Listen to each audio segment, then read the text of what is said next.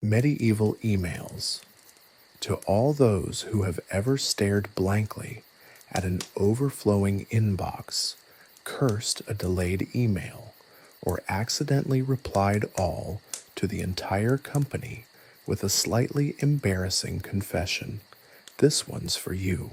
May this tale of medieval missives and feathered fiascos bring you a chuckle, or at least a brief respite from your own digital deluge. This book is also dedicated to the unsung heroes of communication throughout history, the tireless town criers, the valiant carrier pigeons, yes, even the rebellious ones, and the ever-patient postal workers who've braved snowstorms, floods, and the occasional irate badger to ensure our messages, however poorly written or awkwardly addressed, reached their destination. They understood the universal struggle of getting a message across, a struggle as relevant in the age of the quill and parchment as it is in the age of the emoji and the infinite scroll. A special dedication goes to the pigeons themselves, those magnificent, if somewhat unreliable, avian messengers who so bravely, or perhaps foolishly, carried the weight of little Puddleton's correspondence upon their tiny feathered shoulders. Your contributions to the chaotic comedy of medieval emails were invaluable, and your occasional attempts at rebellion were truly inspiring. May your seed supply always be plentiful, and may your nesting sites remain perpetually falcon-free. May you rest, plump and contented, in the annals of literary history, eternally linked to the most brilliantly absurd communication system ever conceived, or at least the most hilariously dysfunctional. We salute you, feathered friends. You were the true MVPs of this whole ridiculous enterprise. In short, this book is dedicated to the chaotic beauty of communication, no matter how stubbornly the technology or the pigeons resists. May it bring you laughter, and may your emails always arrive on time. But realistically, don't hold your breath. Breeze through Chapter 1. The Pigeon Post is born. The cobbled streets of Little Puddleton were, to put it mildly, unremarkable, nestled in a valley so unremarkable it barely registered on any map larger than a dinner plate. Little Puddleton existed in a state of pleasant, if slightly dusty, inertia. Generations had lived and died there, their lives marked by the rhythm of the seasons, the predictable squabbles over livestock, and the eternally frustrating task of keeping the village well clear of the rampant, thieving squirrels. Then came Professor Quentin Quibble, and everything changed. Or rather, it started changing in a most peculiar, pigeon-related way. Professor Quibble, a man whose beard rivaled a particularly ambitious bramble bush in both density and unruly nature, was obsessed, not with the usual medieval obsessions like alchemy or jousting, though he'd attempted both with spectacularly unknightly results, but with something altogether more modern. He was utterly fascinated by a concept he vaguely understood from a tattered, water-damaged book he'd found in a forgotten crypt. Email. He'd pieced together a hazy understanding of the concept. Instantaneous communication across vast distances, he'd declared to the assembled villagers one blustery Tuesday morning, his voice crackling with barely contained enthusiasm. A revolution, a paradigm shift. The villagers, gathered for their usual Tuesday morning grumbling session about the inconsistent quality of the local ale, exchanged skeptical glances. The only revolution they anticipated was the one involving the inevitable collapse of Cuthbert's poorly constructed pigsty. Professor Quibble, however, was undeterred. He had, after all, spent months meticulously studying this mysterious email, convinced it held the key to a new era of communication. He dismissed the book's mention of computers and servers as irrelevant details, clearly just arcane medieval terms for something simpler. The crux of the matter, he reasoned, was the rapid delivery of information. And what creature was better suited for rapid delivery than the humble pigeon? Thus, the pigeon post was born, not in a grand, celebrated event, but in a flurry of frantic activity in Professor Quibble's cluttered shed, a place that smelled faintly of burnt parchment and desperate hope. He'd painstakingly trained a flock of surprisingly intelligent pigeons, each with its own tiny, leather-bound scroll case strapped to its leg. These scrolls, painstakingly written in elegant calligraphy, would carry the village's communications. The pigeons, initially dubious about this new arrangement, had quickly discovered the perks of employment. A steady supply of plump, juicy seeds and the occasional stolen crumb from the baker's countertop. The resulting messages, however, were less dependable.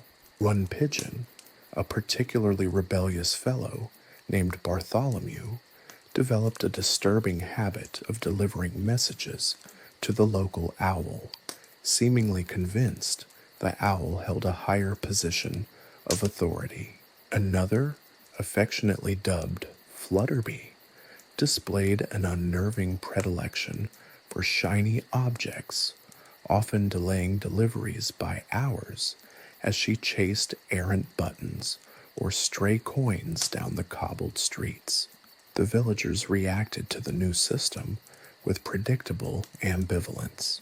Old Man Fitzwilliam, a man whose pessimism could curdle milk at 50 paces, grumbled incessantly about the unreliability of the feathered messengers. Agnes, the village gossip, found the pigeons a far more exciting subject than the usual matrimonial squabbles. Young Thomas, however, was captivated, spending hours watching the pigeons take flight, convinced he could one day become a pigeon postmaster. Yet, despite its obvious flaws, the pigeon post was a spectacle. The sight of pigeons fluttering through the air, each carrying a tiny scroll, transformed the ordinary rhythm of Little Puddleton. It was a humorous spectacle that, despite the professor's earnest conviction, seemed more fitting for a vaudeville show than a technological revolution. This was an era where the most advanced technology was the cleverly disguised wheelbarrow used by the local blacksmith, a feat of engineering Professor Quibble found remarkably lacking in innovation compared to his fluttering mail service. The introduction of the pigeon post was not without its bumps.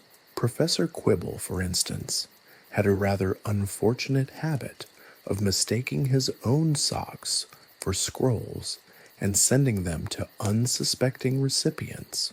One poor soul received a message that apparently read, in its entirety, left, slightly damp, right, still missing a toe.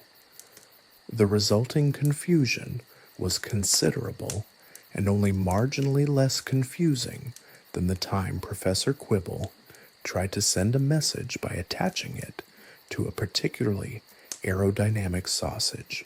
The pigeons themselves were not entirely innocent in this comedic debacle. One particular message, a particularly passionate love letter from Sir Reginald, a nobleman whose romantic inclinations far outweighed his common sense, intended for Lady Beatrice, ended up in the hands of the village blacksmith, a burly man whose vocabulary consisted primarily of grunts and the rhythmic clang of his hammer. The blacksmith, upon finding a scroll filled with ornate language that he deemed utter gobbledygook, proceeded to use it as tinder for his forge, resulting in a remarkably short-lived and incredibly flammable love letter. Meanwhile, the baker's desperate plea for flour, urgently sent via pigeon post, arrived at the royal court, causing a brief but intense moment of royal panic. The king, deciphering the messy calligraphy of the baker's note, had envisioned a coded message of rebellion. The court spent hours attempting to decode what was, in fact, a simple request for a sack of flour. The baker, naturally, ran out of flour and was forced to make bread out of potatoes. The resulting bread, while surprisingly nutritious, was undeniably bland. The professor, despite the mounting evidence that his revolutionary pigeon post was less revolutionary and more hilariously chaotic, remained steadfast in his belief in the system's potential. He began to draw comparisons between his pigeon post and the modern email system, failing to understand the core technological differences. He was simply a man completely out of time and context, utterly determined to make the system work and oblivious to the comedy unfolding all around him.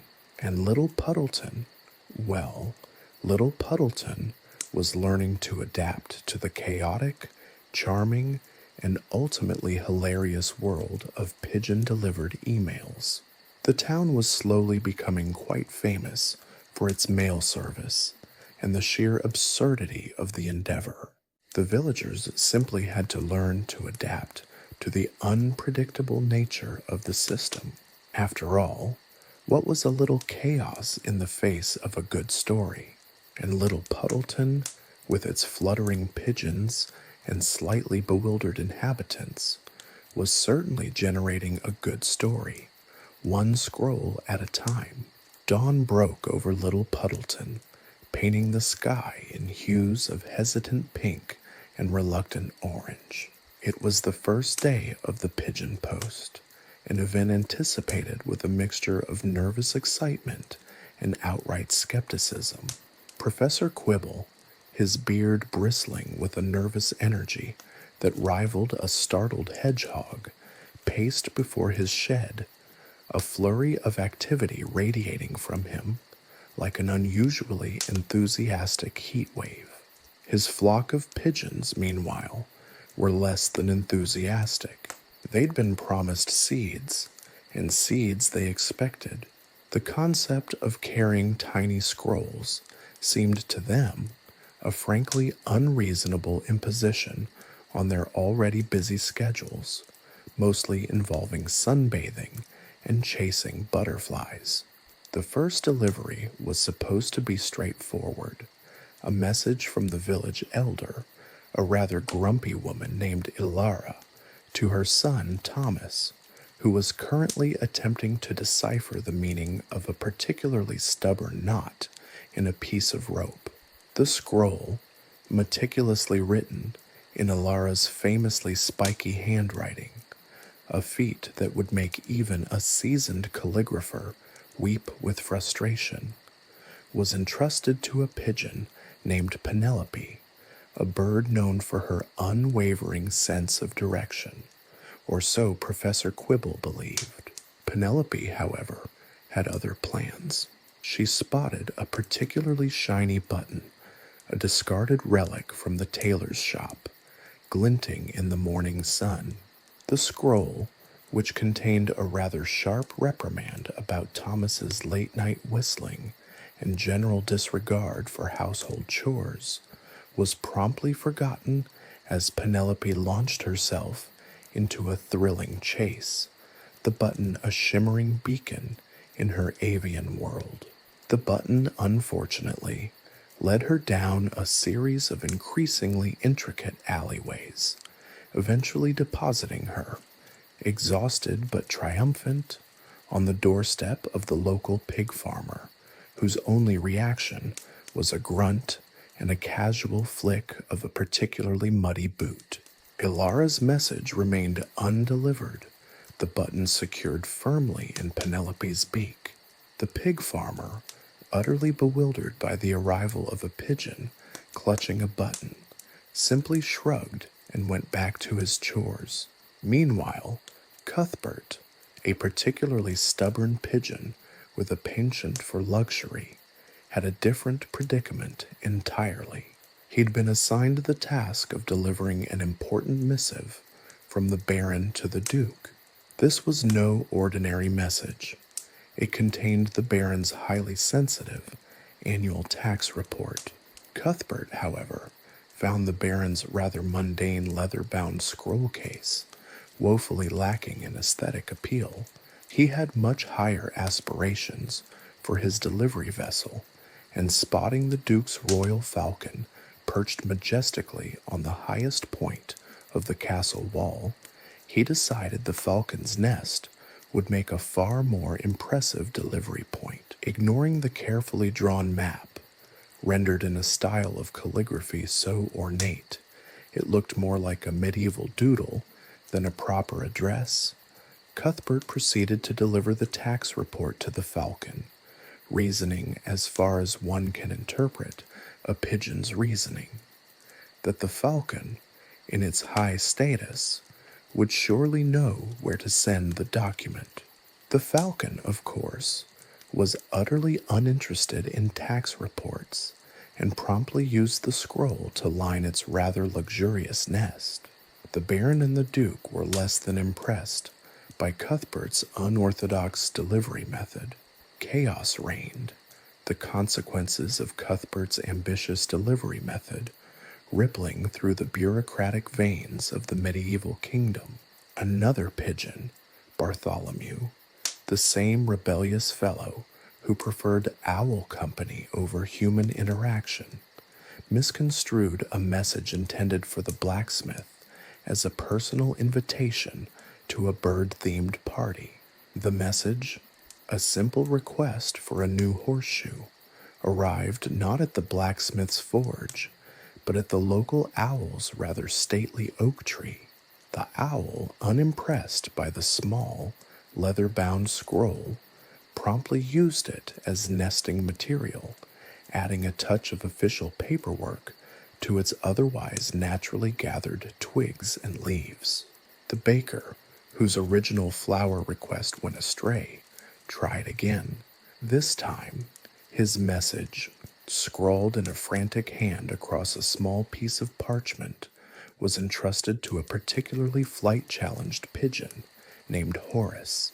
Horace, to his credit, made a valiant attempt to reach the mill. However, his lack of navigational skills and an unfortunate encounter with a rather aggressive flock of geese resulted in the message landing not at the mill, but in the middle of a rather muddy pig pen. The subsequent attempts to decipher the mud-caked message were not successful. The baker's bread shortage continued. The day concluded with Professor Quibble surrounded by a flock of disgruntled pigeons, several lost scrolls, and a growing sense of bewilderment. His attempts to compare the chaotic day's events to the modern-day frustrations of email overload and delayed deliveries fell largely on deaf ears and the occasional, unimpressed chirp. The villagers, though initially amused by the sheer absurdity of the situation, were beginning to question the practicality of the pigeon post. Yet, in the midst of the chaos, a peculiar sense of community began to blossom. The shared experience of navigating the pigeon post's unpredictable nature seemed to bring the quirky villagers of Little Puddleton closer together, united in their mutual bemusement and a burgeoning understanding of the universal frustration of communication regardless of the century. The story of the pigeon post's first day had only just begun. The town was slowly embracing the chaos and the humor it brought. And what was a few misdelivered messages when the story itself was generating so much amusement? Sir Reginald, a nobleman whose romantic gestures often outweighed his common sense, clutched the intricately folded love letter. It was addressed to Lady Beatrice, a woman whose beauty, according to Reginald, could rival the sunrise, though Beatrice herself had a more practical interest in the efficient management of her prize-winning piglets. This missive, penned in a script so flowery it resembled a particularly enthusiastic vine, was intended to be the culmination of his months-long courtship, a declaration of undying devotion, couched in metaphors so elaborate they would make a modern-day poet blush. He entrusted this vital piece of romantic artillery to Percy, a pigeon of questionable intelligence but undeniable charm, at least in Reginald's eyes. Percy, however, had other plans. The meticulously crafted map, depicting little Puddleton with an artistry that suggested a drunken cartographer had been involved, was completely ignored. Percy, it seemed, was less interested in geographical accuracy and more captivated by the shiny brass buttons adorning the blacksmith's apron, which hung invitingly on a nearby fence post. The letter, containing such phrases as, "My heart, a captive bird, longing for your sunlit gaze, and your laughter, a melody sweeter than a lute played by angels," arrived not in the elegant halls of Lady Beatrice's manor, but in the smoky, soot-stained forge of Barnaby, the village blacksmith. Barnaby, a man whose vocabulary consisted mainly of grunts, sighs, and the occasional expletive directed at a particularly stubborn horseshoe, stared at the letter with an expression of utter bewilderment.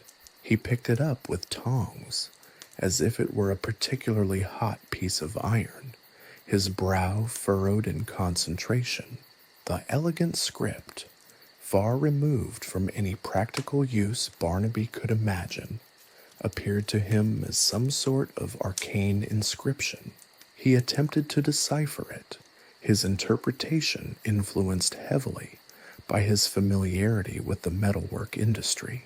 "My heart, a captive bird, longing for your sunlit gaze," was translated in Barnaby's mind to "my furnace, a captured beast yearning for more coal." The melody sweeter than a lute played by angels became in Barnaby's rustic translation, "The clang of the hammer is more beautiful than the screech of a rusty hinge." Barnaby, convinced the letter was some sort of elaborate coded message about a new shipment of superior iron, took the matter to Old Man Fitzwilliam, the village eccentric and self-proclaimed expert on all things mysterious. Old Man Fitzwilliam, who believed himself to be a descendant of Merlin, a claim backed by very little evidence, studied the letter with intense seriousness. He donned his spectacles, which magnified his eyes to the size of goose eggs, and peered at the script through a magnifying glass that looked suspiciously like the bottom of a bottle. His interpretation, informed by a lifetime of questionable herbal remedies and an unhealthy obsession with celestial alignments, resulted in the declaration that Sir Reginald was planning a daring heist. He deciphered the metaphors as a roadmap leading to a hidden treasure, not of gold and jewels, but of a superior type of iron ore recently discovered in a nearby mountain range. He informed the village constable, a portly man named Bartholomew, who was more interested in his afternoon nap than crime solving, about this supposed heist. The constable, misunderstanding Fitzwilliam's rambling explanation, concluded that Sir Reginald was plotting to overthrow the king using a new and exceptionally potent weapon, a highly polished iron anvil. He rushed to the Baron, reporting this imminent threat to the realm, his description spiced up with imaginative details gleaned from his own vivid dreams. The Baron, a man easily flustered by anything remotely resembling a plot, immediately summoned his guards, who set off on a wild goose chase, pursuing Sir Reginald through the fields, much to the amusement of the village children. Meanwhile, Sir Reginald, blissfully unaware of the chaos his love letter had created, waited anxiously for a response. His pigeon, Percy, returned, proudly displaying a shiny button. The button, however, was not from Lady Beatrice's clothing, but from Barnaby's apron. Reginald, interpreting Percy's return as a sign of successful delivery, and the button as a unique form of romantic trinket from Beatrice, a symbol of her industrious nature, perhaps, beamed with delight, completely oblivious to the escalating pandemonium. Lady Beatrice, in the meantime, having received no letter, assumed that Reginald had simply forgotten her, a possibility that did not unduly bother her. She was preoccupied with the task of organizing her piglets for the annual livestock competition, a matter she considered far more important than flowery prose. The blacksmith, meanwhile, found a new use for the letter. He used the delicate parchment to wrap up his tools, admiring the pretty script and even mimicking some of the swirls in his next horseshoe design. Old man Fitzwilliam, basking in the attention of the Baron's guards, considered writing his own coded messages about hidden treasures, certain that his fame as a seer would spread across the land. Bartholomew the constable decided that the whole situation had been rather exhausting and took a long nap. The pigeon post, in its infancy, had once again proven its capacity for remarkable, if unintended, consequences. The tale of Sir Reginald's romantic missive, much like a particularly stubborn weed, continued to grow, its tendrils snaking through the lives of little Puddleton's inhabitants, adding a splash of vibrant chaos to their otherwise predictable routine. The entire affair became a legend, retold in the village tavern for years to come, a cautionary tale of the perils of extravagant metaphors and the unpredictable nature of pigeons. The phrase, "a captive bird longing for your sunlit gaze," became a running joke, used to describe any vaguely romantic sentiment delivered in a confusing or roundabout way. Even the Baron, remembering his frantic chase after a bewildered Sir Reginald, chuckled at the memory, the tale a reminder that not all messages, even those penned with the best intentions, always reach their intended destination. And Sir Reginald, ever the romantic, remained oblivious to the true extent of his missive's impact, firmly believing that his unique communication method had been brilliantly successful, though perhaps not completely understood by his beloved Beatrice. He began planning his next love letter, this time considering a more direct route, perhaps employing a sturdy messenger instead of a flamboyant but frankly unreliable pigeon. The possibility of further mishaps, however, added a certain zest to his preparations, a hint of the delightful chaos that had become so unexpectedly interwoven into the fabric of little Puddleton life. Barnaby, the blacksmith, still chuckling over the decoded, or rather misdecoded, love letter, was startled by a frantic flapping of wings. A pigeon, smaller than Percy but with an air of even more frantic determination, landed squarely on his anvil. Attached to its leg was a tiny scroll, tied with a string thinner than a spider's silk. This wasn't a flowery epistle penned with a quill, but a hastily scribbled note, its ink smudged and running. Barnaby, more accustomed to reading the wear patterns on horseshoes than elegant calligraphy, squinted at the message. It read simply, "Need flour. Urgent. Bakery short. Send more." Barnaby, despite his limited literacy, understood the urgency. The baker, old Giles, was a vital member of the community, and the thought of little Puddleton facing a flour shortage was alarming. However, Barnaby wasn't equipped to deal with such a crisis. He was a blacksmith, not a logistics manager. Besides, he was still trying to comprehend the implications of Sir Reginald's captured beast yearning for more coal. He grabbed the pigeon, a creature that seemed to vibrate with nervous energy, and rushed to the village square, where a small crowd had already gathered around Old Man Fitzwilliam, who was gesticulating wildly and muttering about celestial omens. Seeing the new arrival, Fitzwilliam abandoned his pronouncements of doom and grabbed the scroll, peering at it with his magnifying glass. "This, my friends," he announced dramatically, "is not merely a request for flour. This is a coded message, a call to arms. The words, 'need flour,' are clearly a cipher for 'seize the grain stores.' Urgent signifies the immediacy of the revolt. And bakery short? That's a clever disguise for short swords." The crowd gasped. Bartholomew the constable rubbed his eyes, momentarily forgetting his nap-induced stupor. He reached for his truncheon, a rather unwieldy club that looked more suitable for fending off mischievous geese than rebellious bakers. Meanwhile, the pigeon, having witnessed this dramatic scene, decided it had seen enough.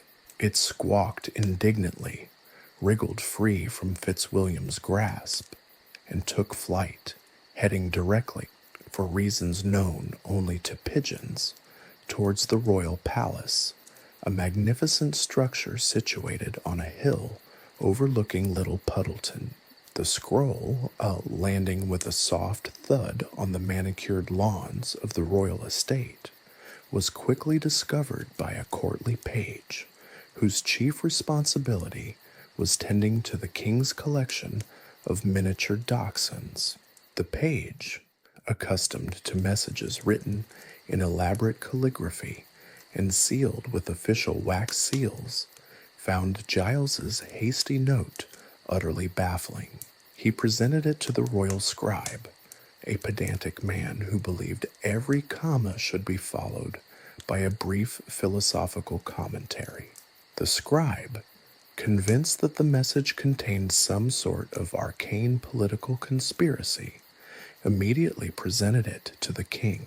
King Theodore, a monarch more accustomed to discussing the merits of different types of mead than decoding cryptic flower requests, was startled.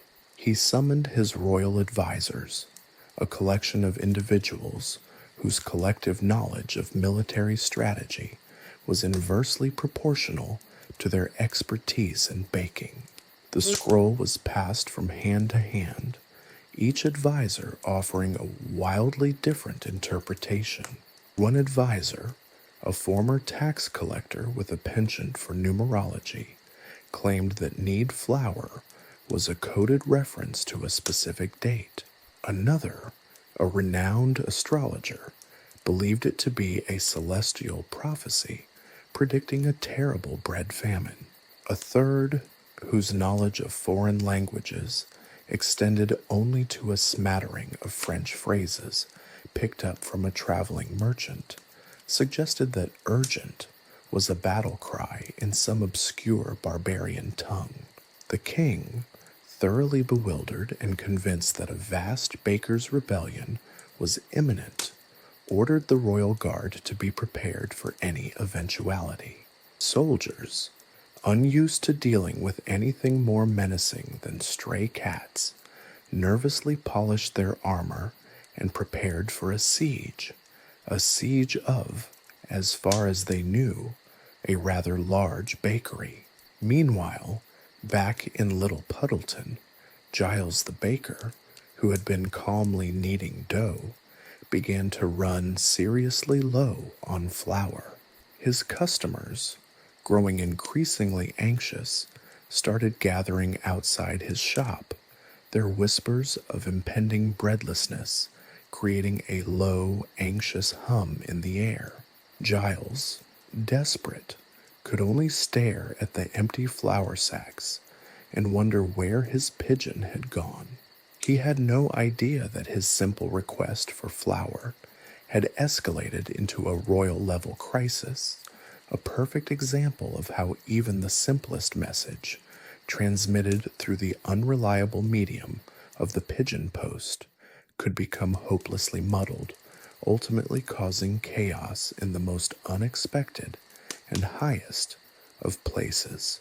The entire situation served as a delightful, if somewhat stressful, reminder that communication, whether in the modern day or medieval times, was always a precarious affair. The chaos surrounding Giles's flower-related missive had barely subsided when a new wave of feathered trouble descended upon Little Puddleton. This time, it wasn't a single urgent plea, but a veritable blizzard of tiny scrolls, each tied to the leg of a pigeon, each bearing a message that was anything but urgent. These weren't pleas for flour, these were advertisements. It began subtly, a single pigeon bearing a rather flamboyant scroll advertising Ilara's elixirs, guaranteed to cure what ails ya, probably landed in the village square. The villagers, still reeling from the royal flower fiasco, initially treated it with mild amusement. Old Man Fitzwilliam, ever prone to melodrama, declared it a sign of the impending apothecary apocalypse, but most simply chuckled and tossed the scroll aside. However, the next day, things escalated. A veritable flock of pigeons descended upon Little Puddleton, each carrying a message, hawking a different product.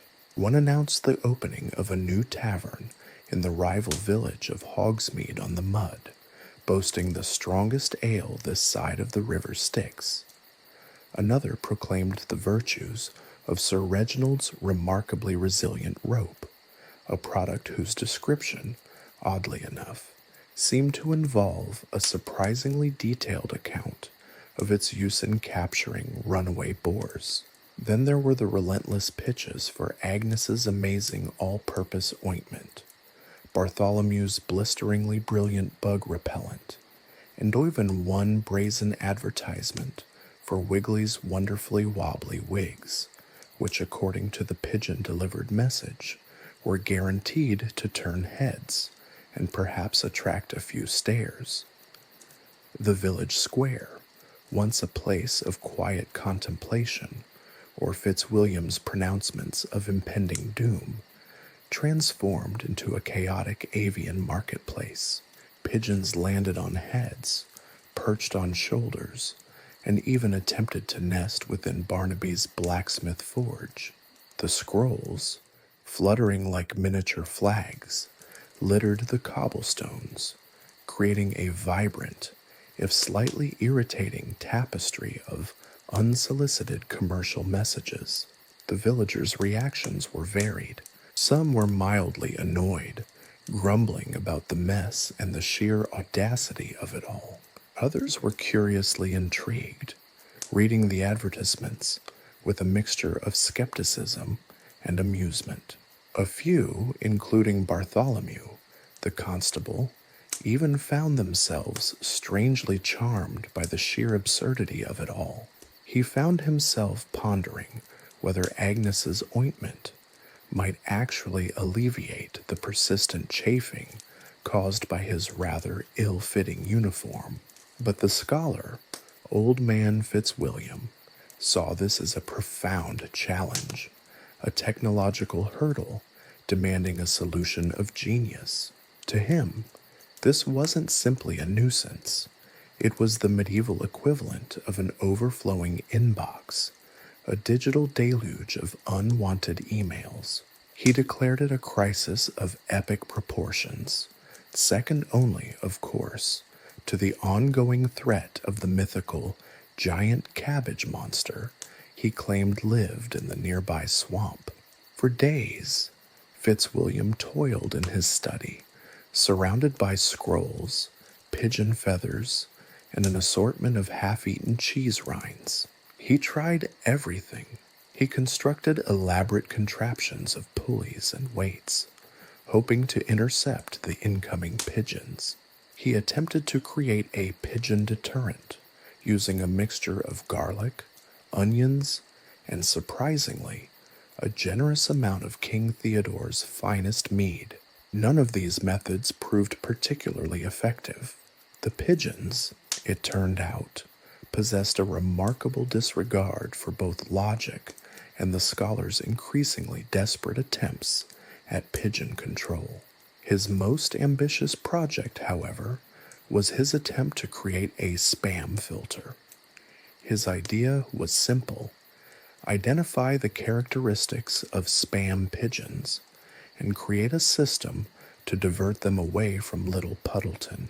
He meticulously studied the scrolls, noting the types of messages, the style of handwriting, and even the pigeons themselves, hoping to find a pattern. His efforts produced a fascinating and surprisingly accurate ornithological study of the pigeon breeds of the region, but nothing remotely resembling a spam filter. In fact, his experiments only seemed to exacerbate the problem. In his zeal to catch the spam pigeons, he inadvertently created a series of elaborate pigeon traps that caught not only the offending birds, but also numerous innocent pigeons, including Percy, Sir Reginald's beloved messenger. This created another minor crisis, mostly involving Sir Reginald's highly dramatic pronouncements about the outrageous mistreatment of his feathered friends. Fitzwilliam, however, remained undeterred. He proposed a new system, a sort of medieval pigeon post office, where all incoming messages would be sorted and vetted. Only the truly important messages, those deemed worthy by the scholarly committee, composed entirely of Fitzwilliam and his slightly bewildered cat, Mittens, would be delivered. The idea was audacious, wildly impractical, and utterly charming, embodying the medieval spirit of innovation and a charmingly haphazard approach to problem solving. His scheme involved a series of elaborate chutes, whistles, and flags, a system so convoluted it threatened to bring Little Puddleton to a standstill before it even got started. The spam pigeons, however, remained a persistent problem, a testament to the universal challenge of unwanted messages, whether delivered by feathered messenger or digital email. The saga of the spam pigeons of Little Puddleton, though amusing, served as a clear reminder that the battle against unwanted communication was one that spanned centuries and technologies, a timeless conflict that was only made more delightful by the charmingly ineffective attempts to combat it. The villagers of Little Puddleton, however, were learning to adapt, finding ways to ignore the endless stream of advertisements, just as we do with our modern-day inboxes. The only difference was that they could blame pigeons, and perhaps old man Fitzwilliam's rather eccentric inventions. Chapter 2: Pigeon Post Problems. The relentless barrage of pigeon-delivered advertisements, though initially amusing, soon devolved into a full-blown crisis. The pigeons, it turned out, were not renowned for their navigational skills. Messages intended for the miller often ended up at the monastery, causing much confusion and a surprising number of complaints from monks about unsolicited offers for Bartholomew's blisteringly brilliant bug repellent, a product, it must be said, entirely unsuitable for a life of quiet contemplation. One particularly unfortunate incident involved a vital message from the Lord Mayor regarding the upcoming harvest festival. The pigeon, mid-flight, was apparently distracted by a particularly juicy-looking worm and veered wildly off course, landing in the mud outside the village pigsty. The message, sadly, was rendered unreadable, its ink smeared beyond recognition. The ensuing chaos, involving a frantic search for the missing message, much speculation, and several rather indignant snorts from the pigs, resulted in the festival being postponed by a week. The weather, too, presented its own unique set of challenges. A particularly violent thunderstorm saw a large number of pigeons grounded, their scrolls sodden and illegible. The ensuing delay in communication had a ripple effect throughout the village, leading to missed appointments, confused tradesmen, and a general air of disgruntledness that even Agnes's amazing all-purpose ointment couldn't quite soothe. But perhaps the most significant problem with the pigeon post was the pigeons themselves. Their inherent unpredictability led to messages arriving out of order, sometimes days, even weeks, late. One baker's order for yeast, for example, arrived after the bread had already been baked, rendering the yeast completely useless. He took to yelling at the pigeons, which mostly resulted in a flurry of feathers and even more confused messages.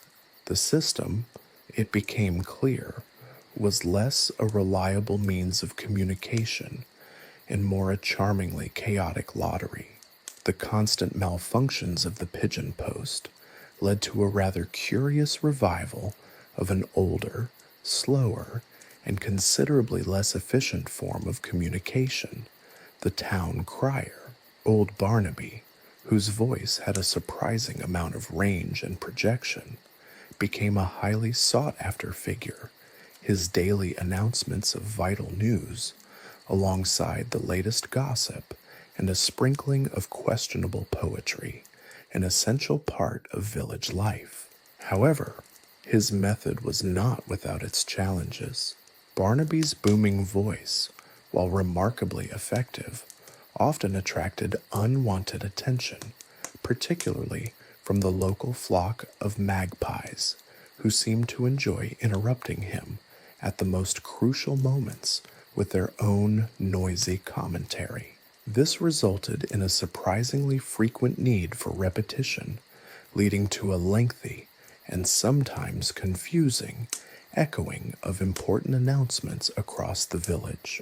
The parallels between the pigeon post and modern email became increasingly apparent.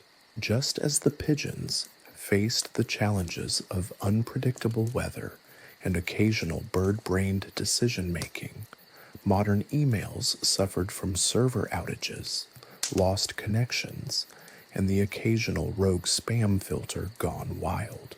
The sense of frustration was strikingly similar, whether caused by a missing pigeon or a jammed inbox.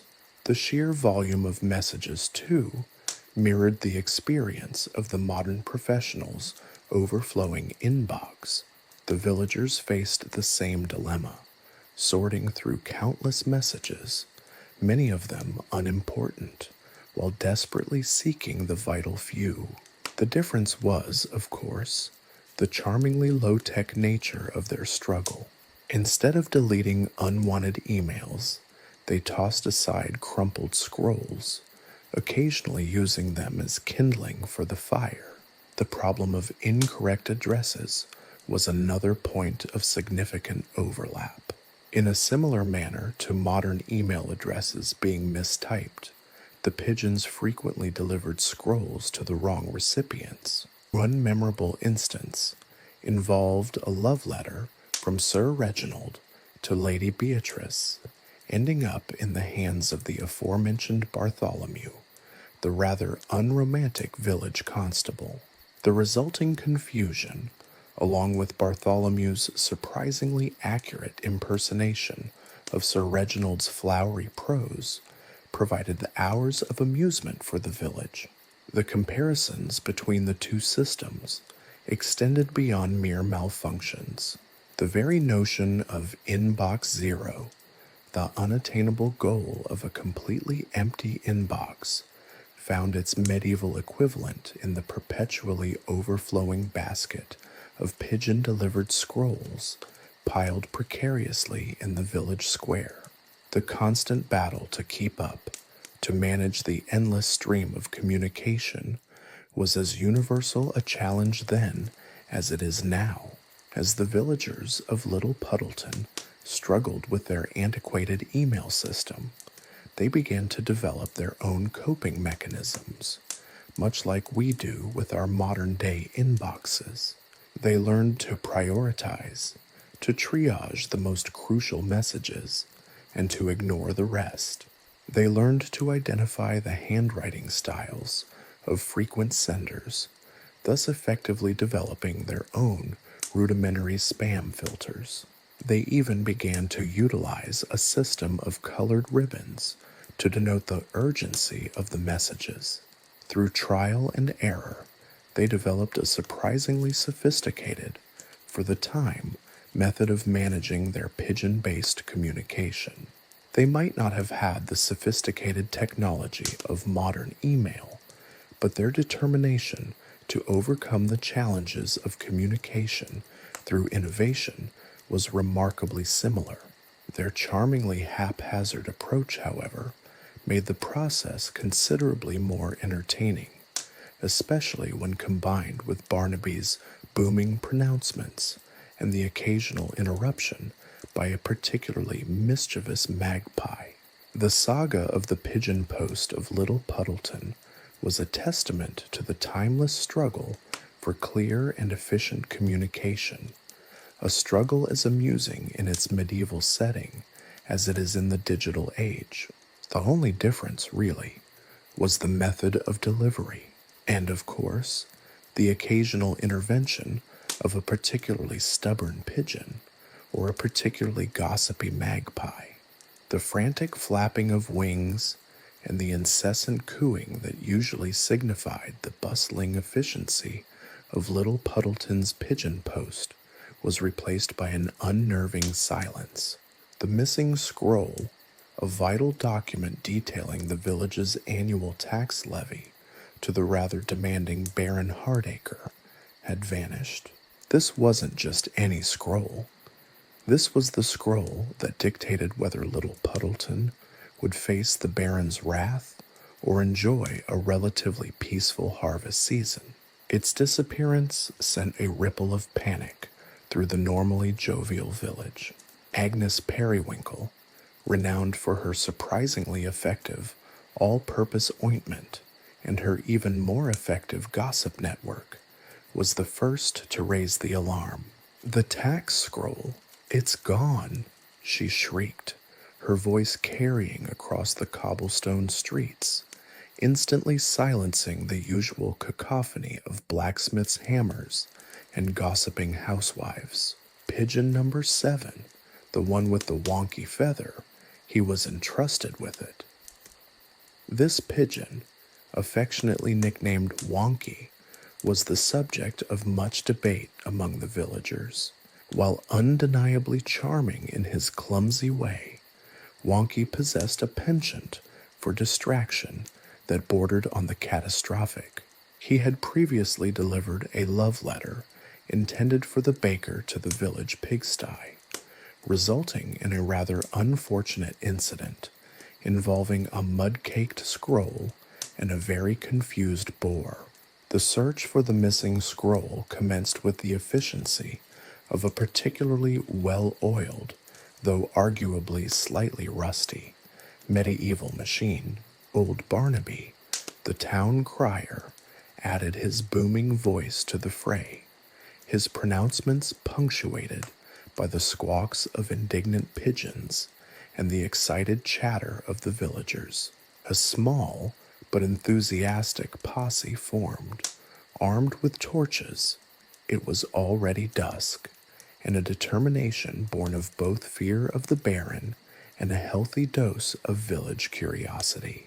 The chase took them through the winding lanes of Little Puddleton, a veritable comedic pursuit that involved tripping over chickens, narrowly avoiding collisions with runaway carts, and engaging in a surprisingly competitive game of hide-and-seek with the very pigeons they were attempting to capture. Wonky, proving to be remarkably adept at evading capture, led the villagers on a merry dance, his flight path a haphazard zigzag across the village. He seemed to possess an uncanny ability to locate the juiciest worms and the most tempting crumbs, seemingly oblivious to the crucial document tucked beneath his wing. Meanwhile, Cuthbert, the inventor of the pigeon post system, a contraption of questionable engineering that involved tiny harnesses, miniature scrolls, and a remarkably ineffective pigeon training whistle, was wrestling with the limitations of his creation. "Blast and botheration," he exclaimed, furiously adjusting the miniature saddlebags on a particularly plump pigeon. "The system is flawed. Flawed, I tell you. They simply lack the discipline, the postal drive." Cuthbert's attempts to improve the pigeon's performance were, to put it mildly, chaotic. His methods involved everything from attaching tiny bells to the pigeon's legs, which resulted in a most irritating symphony of clanging, to trying to teach them basic postal etiquette using small wooden replicas of scrolls and miniature mailboxes. The pigeons, unsurprisingly, showed little interest in Cuthbert's elaborate training regime, preferring to engage in their own, far more entertaining activities. The chase continued into the night, the villagers' torches casting long, dancing shadows as they pursued the elusive Wonky and his missing cargo. The search eventually led them to a surprisingly peaceful scene. Wonky, perched atop the village well, calmly enjoying a feast of freshly unearthed grubs.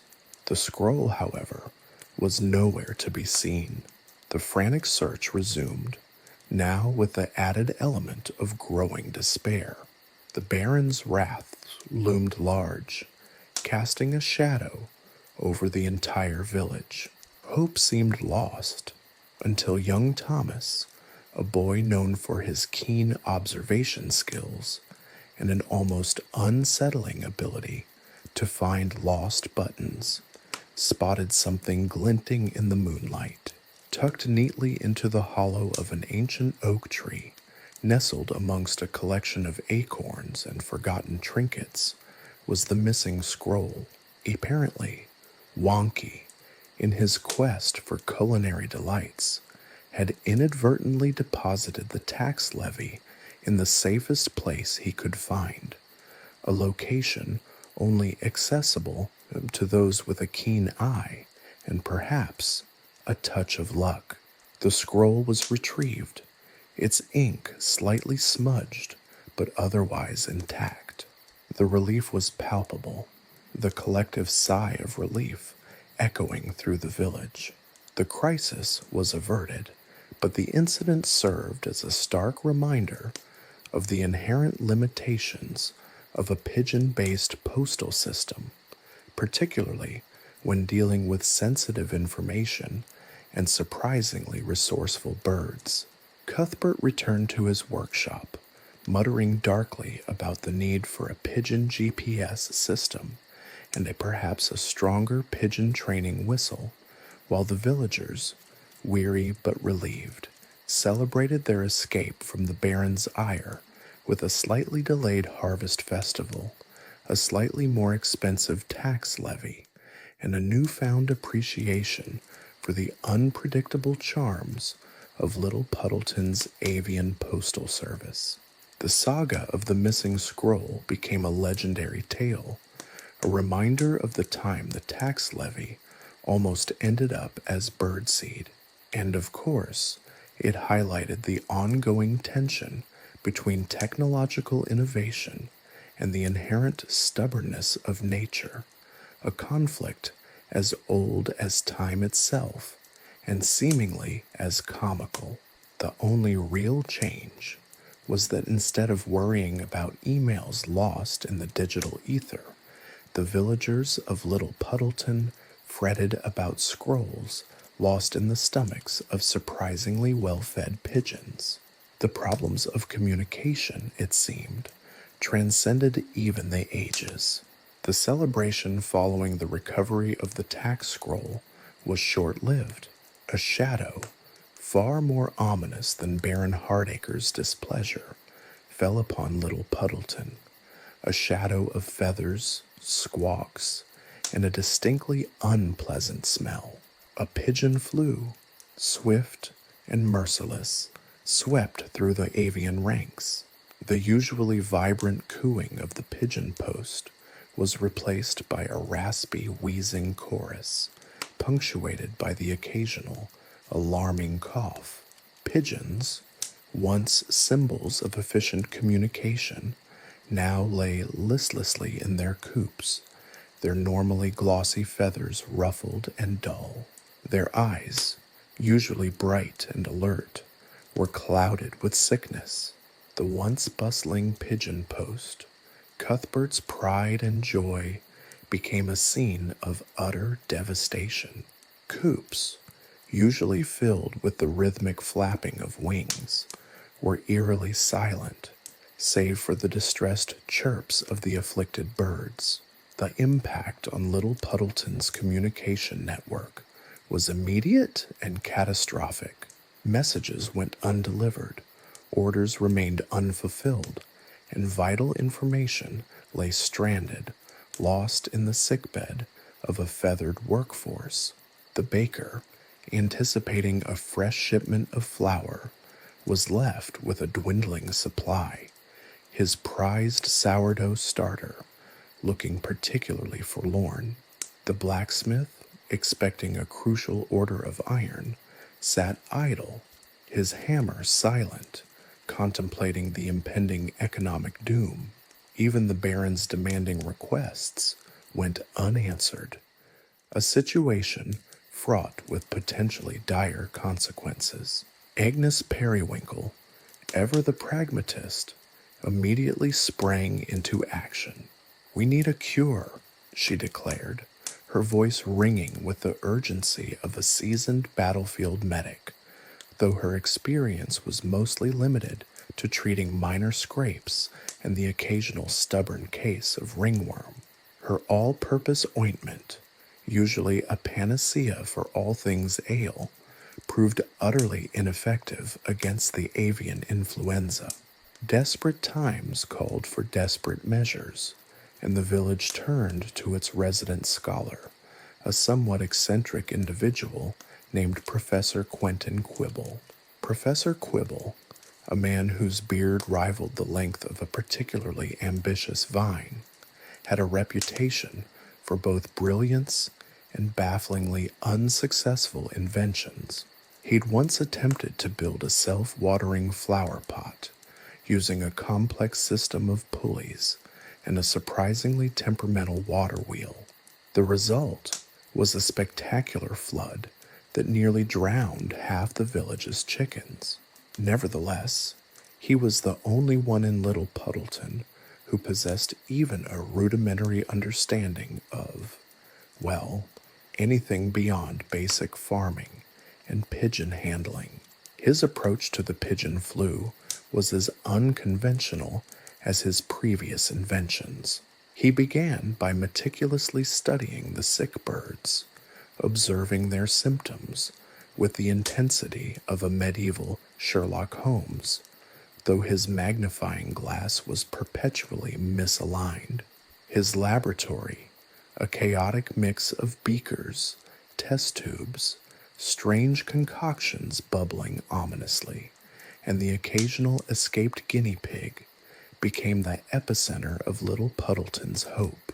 Professor Quibble's initial attempts involved a series of rather bizarre remedies. He tried feeding the pigeons crushed gemstones, believing in their inherent healing properties, concoctions of questionable herbs harvested from the village's most neglected corners, and even, in a moment of what could only be described as scientific desperation, attempting to administer doses of diluted vinegar using miniature syringes he'd painstakingly crafted from goose quills. The results were, to put it mildly, underwhelming. The pigeons remained stubbornly sick, seemingly unimpressed with the professor's eclectic treatment plan. The crushed gemstones ended up decorating the coop floor. The herbal concoctions seemed to only enhance the bird's already pungent aroma, and the vinegar, well, the vinegar led to a brief but intense squabble among the pigeons, apparently triggered by its acidic properties. Meanwhile, the village's communication crisis deepened. The lack of pigeon-delivered messages led to a cascade of misunderstandings. The miller, unaware of a crucial change in the baron's grain order, milled the wrong type of wheat, resulting in a less than stellar batch of bread that left the villagers complaining with gusto. The local tailor, expecting a shipment of fine silk, received a load of muddy potatoes instead, and had to spend days removing the stubborn soil from his prized sewing tools. Desperate, the villagers considered alternative methods of communication. They tried shouting messages across the fields, resulting in hoarse throats and thoroughly confused neighbors. They attempted to use carrier dogs, but the dogs, distracted by squirrels and the tantalizing scent of roasting meat, proved far less reliable than the ailing pigeons.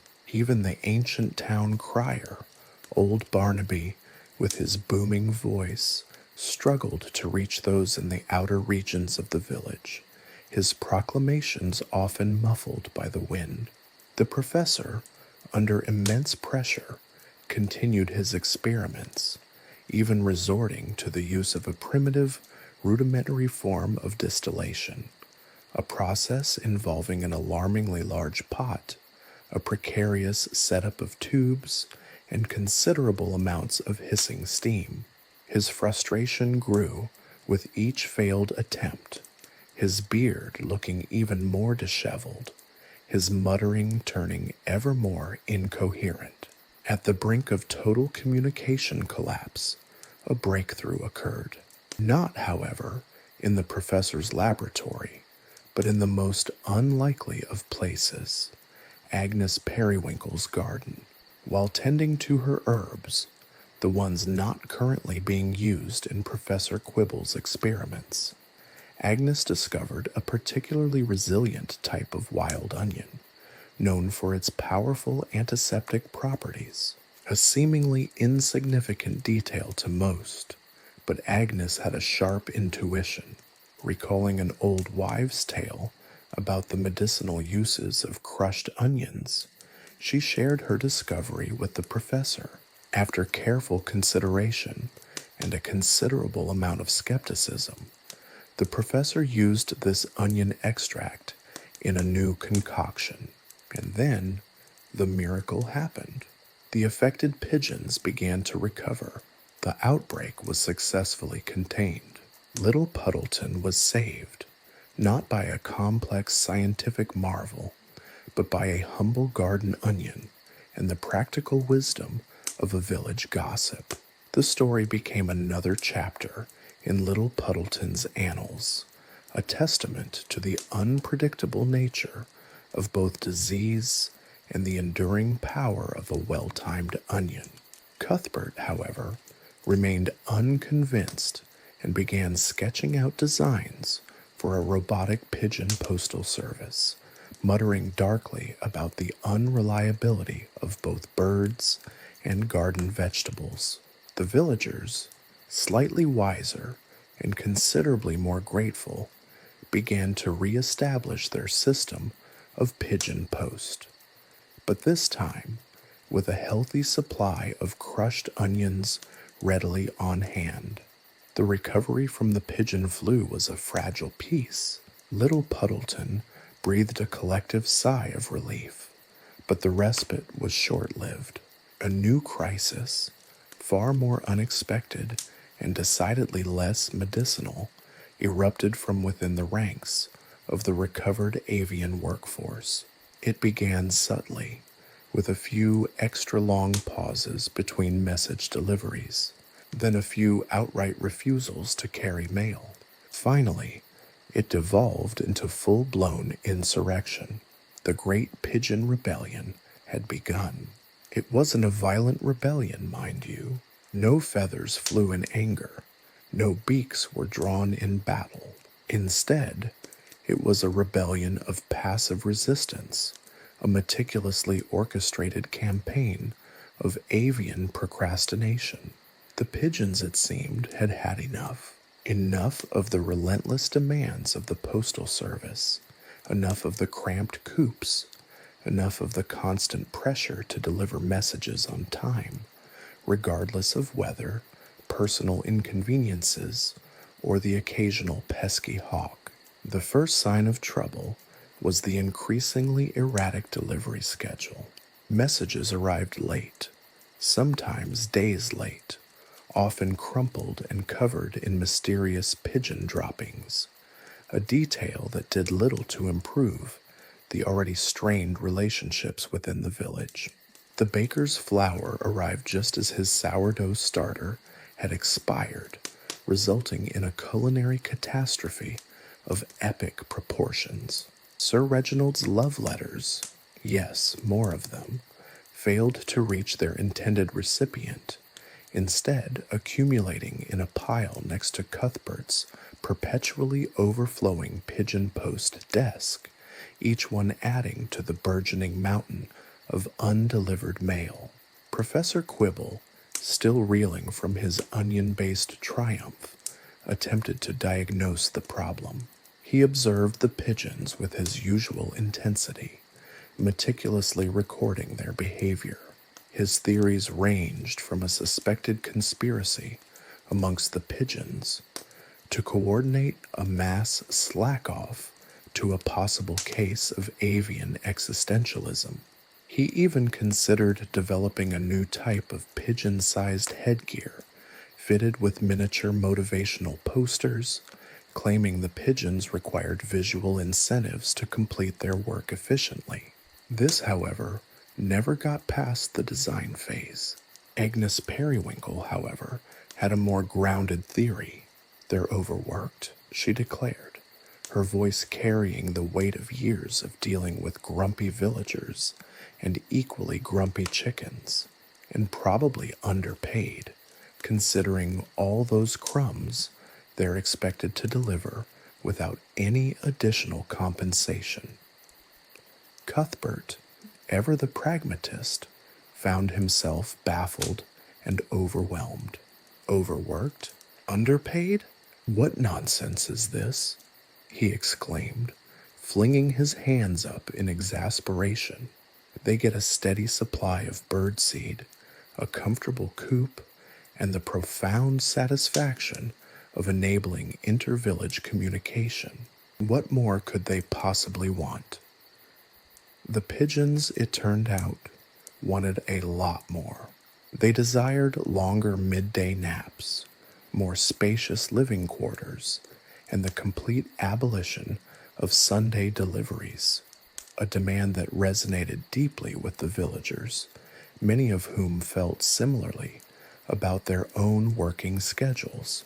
Their demands, conveyed through a series of increasingly pointed squawks and strategically placed droppings, were quite sophisticated for a bird species. The rebellion reached its climax during the annual Little Puddleton Harvest Festival. Cuthbert, attempting to deliver a particularly important message from the Baron concerning the impending tax audit, found his entire pigeon fleet refusing to cooperate. They perched on the festival's maypole, cooing loudly in what sounded suspiciously like a collective avian chant of defiance. The villagers, initially amused by the rebellious pigeons' actions, soon found themselves facing a severe communication crisis. The lack of pigeon-based postal services effectively cut the village off from the outside world. The Baron, expecting his reports, was growing increasingly agitated. Trade with neighboring villages ground to a halt, leading to a shortage of essential goods. Chaos, it seemed, reigned supreme in Little Puddleton. Negotiations began, a complex ballet of bird squawks and human pleas. Agnes Periwinkle led the negotiations, using a combination of her renowned persuasive skills and a strategically placed bowl of sunflower seeds. The pigeons, it turned out, weren't entirely unreasonable in their demands. They eventually agreed to a new contract, one that included generous amounts of extra birdseed, larger coops, and the now sacred Sunday off. The Great Pigeon Rebellion ended not with a bang, but with a satisfied coo. The pigeons returned to work, though with a newfound sense of professionalism and a noticeably improved work-life balance. Cuthbert, after much grumbling and several failed attempts to invent a pigeon replacement drone, which would have involved a rather complicated setup involving miniature catapults, conceded defeat. The village of Little Puddleton had learned a valuable lesson. Even the most seemingly simple of creatures, particularly those carrying critical data, deserved fair treatment. And while pigeons could be unreliable messengers, one must always try and understand the source of the problem before it turns into a full-blown rebellion. The tale of the Great Pigeon Rebellion became a cautionary tale, told and retold around the fireplaces of Little Puddleton. It served as a reminder that even in a world where communication was mediated by birds, the principles of fair labor practices and employee satisfaction remained profoundly relevant. It also triggered a period of technological innovation and a surge in demand for both better quality pigeon coops and surprisingly innovative birdseed blends. Cuthbert, however, remained somewhat bitter about the whole affair. His dreams of a sophisticated robotic pigeon postal service still burned brightly in his head. He spent countless hours tinkering in his shed, filling it with whirring cogs, sputtering gears, and the lingering smell of burnt wires. Every now and then, one could hear a frustrated bellow of "blast those ungrateful birds," and the distant squawk of a perfectly happy pigeon enjoying a well-deserved nap. The villagers, for their part, embraced the new era of improved pigeon employee relations with a renewed appreciation for the simple pleasures of life, the value of a well-placed bowl of sunflower seeds, and the importance of understanding the perspectives of one's feathered workforce, even when those perspectives are communicated through strategically placed droppings. The initial success of Little Puddleton's pigeon post, though hard won after the Great Pigeon Rebellion, proved to be a double-edged sword.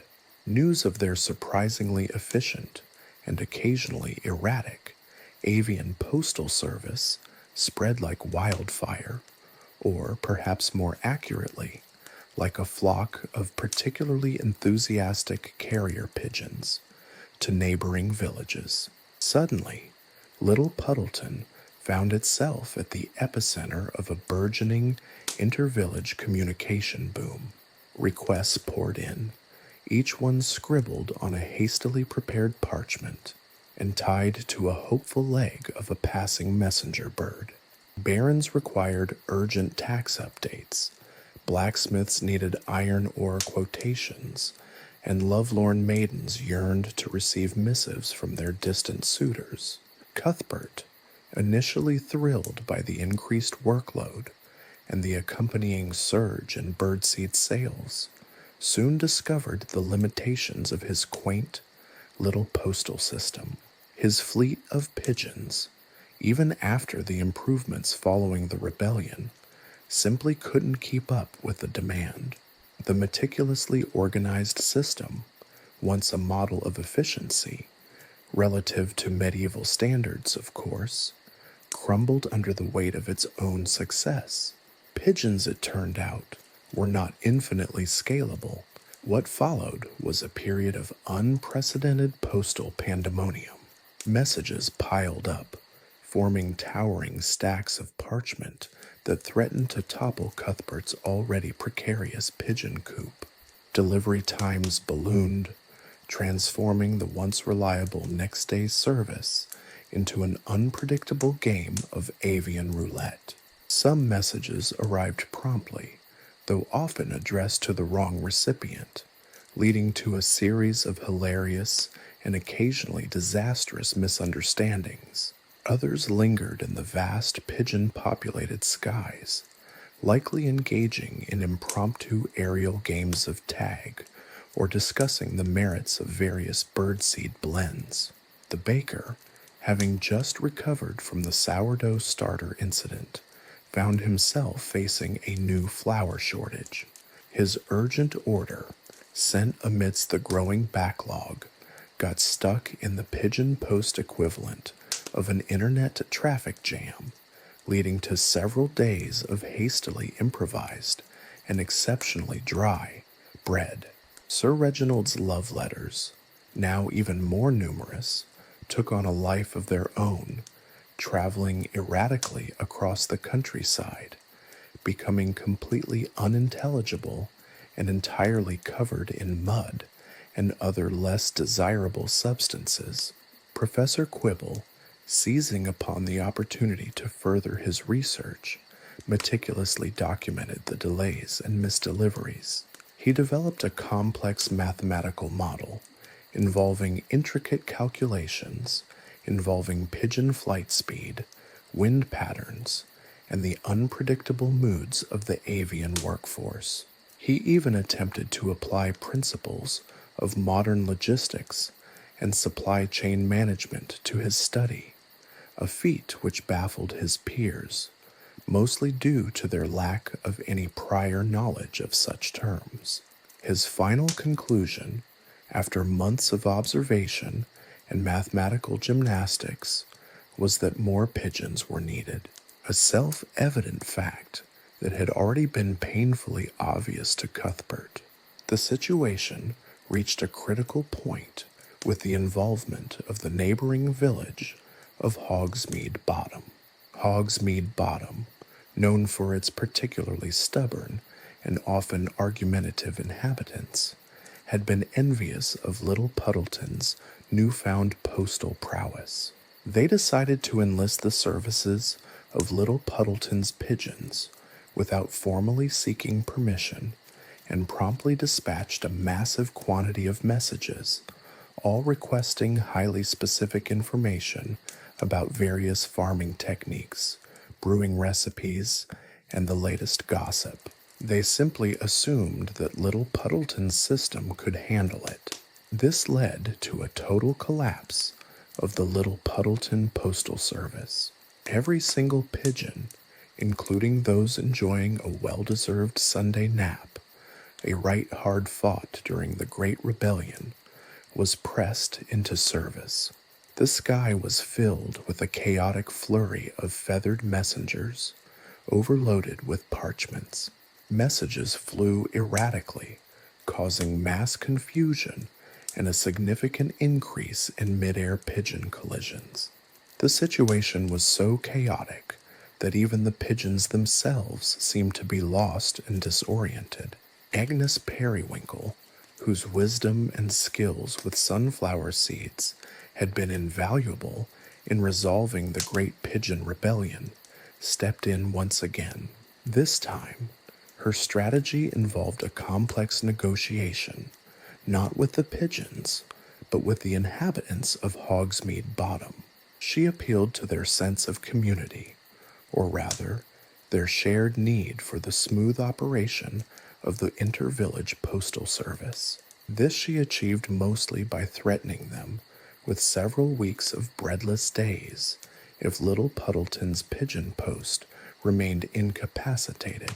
The Hogsmeade Bottom residents, threatened with a serious lack of their favorite oatcakes, backed down, agreeing to adopt their own pigeon post system. A collaborative effort between Agnes, Cuthbert, and several surprisingly practical members of the Hogsmeade Bottom community ensured that the new system avoided the pitfalls of Little Puddleton's initial overexpansion. Little Puddleton, having been inadvertently used as a beta testing ground for a larger scale pigeon post system, slowly returned to a state of relative order. The experience served as a potent lesson. Growth, even in the charmingly antiquated world of avian mail delivery, required careful planning, strategic scaling, and perhaps most importantly, a deep understanding of the limitations of one's feathered workforce. Cuthbert, though still dreaming of his automated pigeon post system, started to pay more attention to market research and demand forecasting. The pigeons, meanwhile, enjoyed an extended period of uninterrupted birdseed feasts and midday naps, basking in the glory of their role in the hilarious, yet ultimately instructive, pigeon post saga. The tale became a legend, a cautionary narrative illustrating the complexities of both technology and interpersonal relations, even when the technology involves birds and the interpersonal relations primarily involve squawks and strategically placed droppings. The tale served to highlight the universality of communication issues, whether delivered by a pigeon, a carrier, or an email inbox. The problems of scalability, efficiency, and simply managing the unexpected appeared to transcend time and technology and even species. Chapter 3: Adapting to the System. The aftermath of the Hogsmeade Bottom incident left Little Puddleton's pigeon post in a state of bewildered disarray. Pigeons, it seemed, were not easily swayed by pleas for efficiency, regardless of the threat of oatcake deprivation. Professor Quibble, ever the pragmatist, or perhaps just a man who desperately needed to justify his months of meticulous pigeon observation, proposed a solution: standardization. "We need order," he declared, brandishing a meticulously crafted scroll detailing his proposed improvements. A system of standardized message formats, better maps, designated pigeon landing zones. His suggestions, while initially met with bewildered stares from Cuthbert, who was still nursing a bruised wing from a particularly aggressive pigeon during the Hogsmeade Bottom crisis, and Agnes, who was quietly plotting a new sunflower seed-based pigeon training regime, gradually gained traction. The standardized message format, for example, consisted of replacing the haphazardly scribbled notes with parchment rectangles of uniform size, complete with clearly marked spaces for the sender's address, recipient's address, and, of course, the message itself.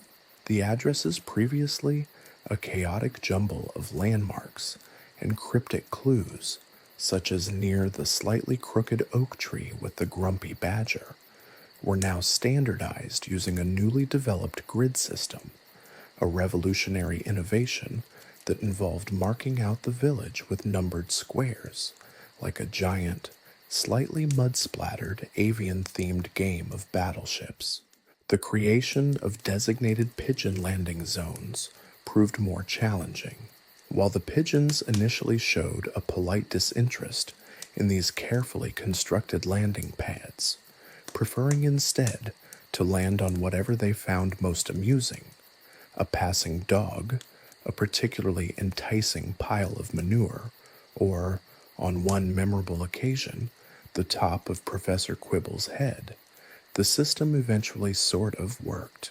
The improvement was more a matter of hopeful expectation than actual compliance, yet the attempts themselves generated a new round of comical mishaps.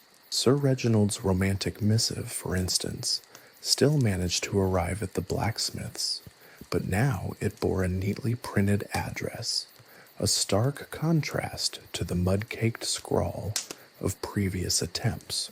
The baker's order for flour, however, got stuck in the landing zone's meticulously arranged hay bales, resulting in yet another delay and a week of remarkably hard crusts. Professor Quibble, unfazed by these setbacks, continued his quest for pigeon post perfection. He introduced a new system of pigeon identification involving tiny, numbered leg bands, which the pigeons often attempted to remove using their beaks, a behavior Quibble interpreted as spirited individual expression, and which Agnes saw as a clear indicator of the need for more sunflower seeds. He also developed an elaborate system of pigeon tracking, using small bells attached to the birds' necks, a feature the pigeons initially found delightful, leading to a short period of impromptu, melodic avian concerts, much to the chagrin of the villagers attempting to sleep. These bells, of course, mostly served to announce the impending arrival of a message, regardless of whether that message was the correct one. The improved mapping system, meanwhile, presented its own unique challenges. While the grid system made addressing messages easier, it did not account for the pigeons' inherent disregard for straight lines. Pigeon flight paths, it turned out, were far more whimsical than the neatly drawn grid lines on Professor Quibble's carefully crafted map. A message destined for square 7B might well end up in 3Ds, sometimes even in the neighboring village of Hogsmeade Bottom, leading to new rounds of complaints and demands for more oatcakes. The pigeons' disregard for the carefully developed system only served to highlight the limitations of their avian intellect, particularly when contrasted with the meticulous precision of Professor Quibble's charts and graphs. Agnes, ever practical, recognized the need for a more nuanced approach. She realized that simply imposing order upon chaotic avian creatures was a futile effort. Instead, she proposed to work with the pigeons, understanding their natural instincts rather than trying to force them into a rigid system. Her new training regime involved establishing a complex reward system based on a sophisticated, by medieval standards, mix of sunflower seeds and millet, and the occasional strategically placed worm. The pigeons responded positively, seemingly understanding the value of a well-deserved treat, even if that meant occasionally delivering a message to the wrong address in a slightly roundabout way. The resulting pigeon post system was a curious blend of organized chaos and beautifully haphazard efficiency. Messages were still misdelivered, but now with a certain flair, a charmingly unpredictable quality that added to their unique character. Professor Quibble's meticulously crafted charts and graphs might have been slightly less accurate, but his observations helped to add another layer of absurdity to the whole enterprise. The villagers, after years of chaos, had finally settled into a rhythm of chaotic communication, accepting the whims of their feathered messengers as part of their everyday lives. Sir Reginald's love letters still arrived at unpredictable destinations, but his romantic intentions, at least, remained clear, though slightly muddied. The baker continued to experience flour shortages and resulting hard crusts, but also enjoyed the amusement the consistently unpredictable arrival of essential ingredients gave him. The improved system, however flawed, proved a surprising success. The increased reliability, though still relative, led to a renewed surge in message volume, surpassing even the pre-Hogsmeade bottom chaos levels. The limitations of the system, once a source of frustration, became a charming quirk of Little Puddleton's unique communication infrastructure. This new level of chaos brought with it a strange sense of order, a comforting familiarity in the consistent unpredictability. The pigeons, meanwhile, continued their reign as the masters of the avian postal service, indulging in the occasional mid-air acrobatics, strategically placed droppings, and the never-ending pursuit of delicious birdseed. And so the pigeon post of Little Puddleton continued, a testament to the enduring struggle between human ambition and the whimsical nature of birds, a story that would forever be remembered in both laughter and slightly stale bread. Even Professor Quibble, despite his initial frustrations, had to admit there was a certain charm to the chaos.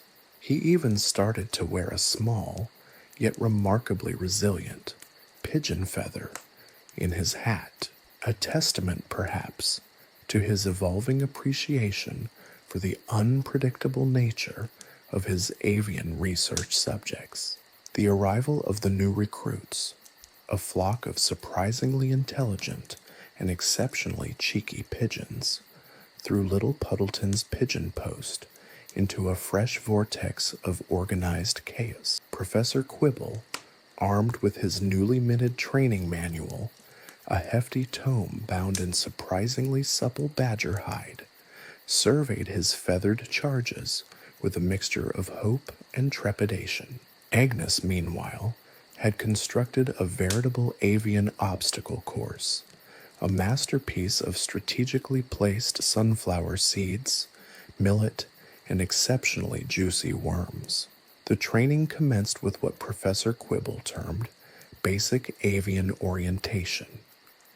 This involved teaching the pigeons to recognize their assigned numbers, a feat achieved only after several days of frantic pigeon chasing and a considerable depletion of Little Puddleton's sunflower seed supply. The process was fraught with unexpected challenges. One particularly rebellious pigeon, a plump fellow with a disconcerting fondness for shiny buttons, developed a habit of stealing Professor Quibble's spectacles and using them as makeshift perches. Another, a sleek gray bird with a penchant for acrobatics, regularly used the training area's meticulously placed hay bales as launch pads for impromptu aerial displays, much to the chagrin of Cuthbert, who was still recovering from his Hogsmeade bottom incident. Agnes's training methods proved far more effective. Instead of forcing the pigeons to comply with a rigid system, She observed their natural behaviors and incorporated them into her training. She discovered that the pigeons were highly motivated by food, but also possessed a strong sense of community and hierarchy. By strategically placing treats, she could guide their flights and encourage them to follow specific routes. Her approach relied less on strict rules and more on subtle manipulation and a seemingly endless supply of delectable birdseed concoctions. The introduction of miniature backpacks designed to carry the standardized message parchments presented a fresh wave of comical challenges. The pigeons showed a surprising talent for removing the tiny straps, often using their beaks to unravel the carefully woven cords, and then using the parchments as nesting material. Professor Quibble, after several failed attempts to create a truly pigeon-proof backpack, declared it a testament to the resilience of avian ingenuity. Agnes, however, merely chuckled and offered the pigeons a generous helping of millet, effectively bribing them to tolerate the burden. The navigation training involved a series of increasingly complex routes, marked by Agnes's innovative system of colored flags. These flags, however, often found their way into the pigeons' nests, resulting in a vibrant collection of avian decorated homes. One particularly ambitious pigeon managed to decorate its nest with all the flags, creating a tiny feathered masterpiece that Professor Quibble insisted on documenting in his research journal while muttering about unexpected artistic talents. The pigeons seemed to view the colored flags as another form of birdseed, a theory Agnes found surprisingly plausible. The mapping system, already a source of amusement, reached new heights of absurdity. Professor Quibble, determined to improve accuracy, introduced a series of meticulously painted miniature maps attached to the pigeon backpacks. These maps, however, proved utterly useless.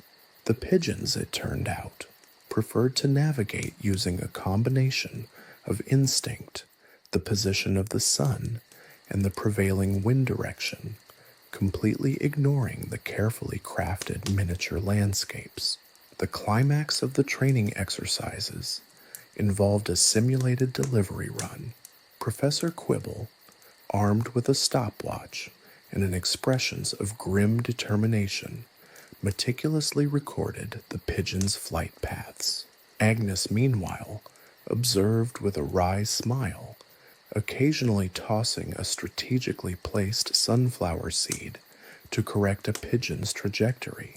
The results were predictably unpredictable. Messages were delivered to the wrong addresses, with charmingly random detours along the way. One message intended for the baker ended up in the royal court, again creating an unexpected diplomatic incident involving flour shortages and a rather confused king. Sir Reginald's latest love letter, however, somehow found its way to Agnes, who, after a brief pause for a hearty chuckle, discreetly redirected it with a significantly more accurate address this time. Despite the persistent chaos, a strange sense of order began to emerge from the pandemonium. The pigeons, despite their initial resistance, gradually learned to associate certain routes with specific rewards. They developed a peculiar sense of geographical awareness, understanding the importance of various landmarks and utilizing them to improve navigation. Professor Quibble's precise measurements and meticulously recorded data became a hilarious counterpoint to the pigeon's inherent unpredictability, underscoring the inherent limitations of imposing order on creatures more inclined towards spontaneous flights of fancy. Agnes, meanwhile, refined her training methods, adding elements of games and challenges to enhance the learning process. She created an avian version of hide and seek, using various types of birdseed as hidden treasures, fostering teamwork and problem-solving skills among the pigeons. The result was a flock of highly trained, yet delightfully unpredictable postal messengers. They were certainly not perfect. Messages were still misdelivered, and the system maintained its uniquely chaotic charm. But the improvements were undeniable. The volume of mail, once a source of significant stress for the village, now surged to unprecedented levels, fueled by a renewed belief in the endearingly flawed capabilities of the little Puddleton pigeon post. Professor Quibble, initially driven by a desire for efficiency and accuracy, gradually accepted the absurdity of the situation. He even began to find a certain perverse satisfaction in the unpredictability of the avian postal service. His meticulously kept records, filled with comical annotations and diagrams charting errant pigeon flight paths, became a source of both amusement and inspiration. He even started to wear 2 pigeon feathers in his hat, perhaps as a symbolic gesture of surrender to the whimsical genius of his feathered researchers. After all, who could resist the charm of a pigeon post, where every message had its own unique adventure? The villagers certainly seemed to enjoy the entertainment. Sir Reginald's love letters may end up anywhere, but he was certain, now more than ever, that the recipient would enjoy the unexpected journey of his romantic expression. As for the baker, well, he was already looking for ways to turn the delays into a quirky selling point for his bread, promising a new level of unpredictability to the customer experience. The arrival of ingredients, he reasoned, was now an adventure in itself, further enhancing the mysterious allure of his exceptional baking talent. And so, little Puddleton's pigeon post continued its journey, a delightful testament to the enduring clash between human ambition and the charmingly unpredictable nature of pigeons, a blend of chaos and comical ingenuity that would forever be etched in the village's quirky history, one errant message at a time. The tranquility of little Puddleton's surprisingly efficient, for a pigeon-based system, postal service was shattered by the arrival of a delegation from Hogsmeade Bottom, our closest and most irritatingly smug neighboring village. Their leader, a portly fellow named Bartholomew Buttercup, arrived astride a donkey that looked suspiciously like it had been borrowed from a traveling circus, its coat adorned with an array of brightly colored pom-poms. Bartholomew, with a condescending smile that could curdle milk at 50 paces, presented Professor Quibble with a pamphlet titled Hogsmeade Bottom's Superior Avian Express, Faster, More Reliable, Less Feathered Chaos. The pamphlet, printed on surprisingly fine parchment, likely pilfered from a nearby monastery, Professor Quibble suspected, boasted of Hogsmeade Bottom's revolutionary new system, trained ravens, larger, supposedly more intelligent, and definitely less prone to distraction by shiny buttons, Bartholomew claimed. Accompanying the pamphlet were testimonials from seemingly satisfied villagers, each one ending with a suspiciously similar phrase: Bartholomew Buttercup is a visionary.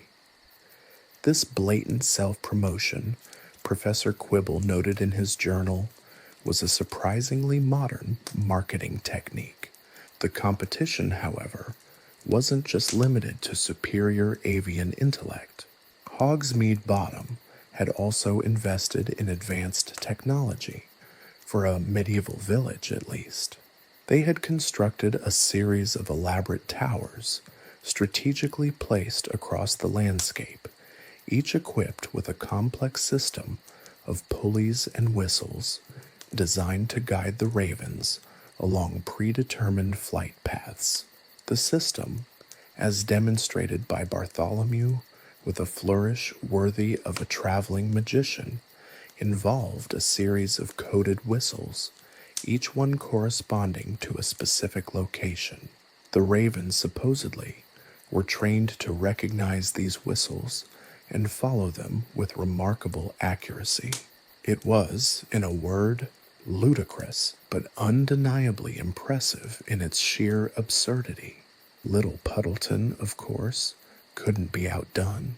Agnes, never one to back down from a challenge, countered with a marketing campaign of her own. She created a series of charmingly illustrated posters depicting the little Puddleton pigeons in various heroic poses, battling wind and weather to deliver messages to the most remote corners of the county.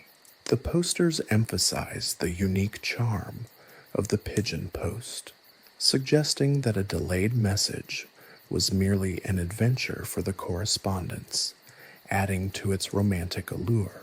Sir Reginald, a sucker for such poetic rhetoric, immediately commissioned a dozen posters to adorn his estate walls, much to the delight of Agnes. Bartholomew, however, escalated the conflict. He introduced a new feature to the Hogsmeade Bottom Express, a system of coded messages employing a complex series of wing flaps and beak clicks, which supposedly allowed for more detailed and faster communication. This, according to Bartholomew, rendered the little Puddleton system, which relied on simple parchment messages, utterly obsolete. This claim prompted Professor Quibble to initiate his own technological leap.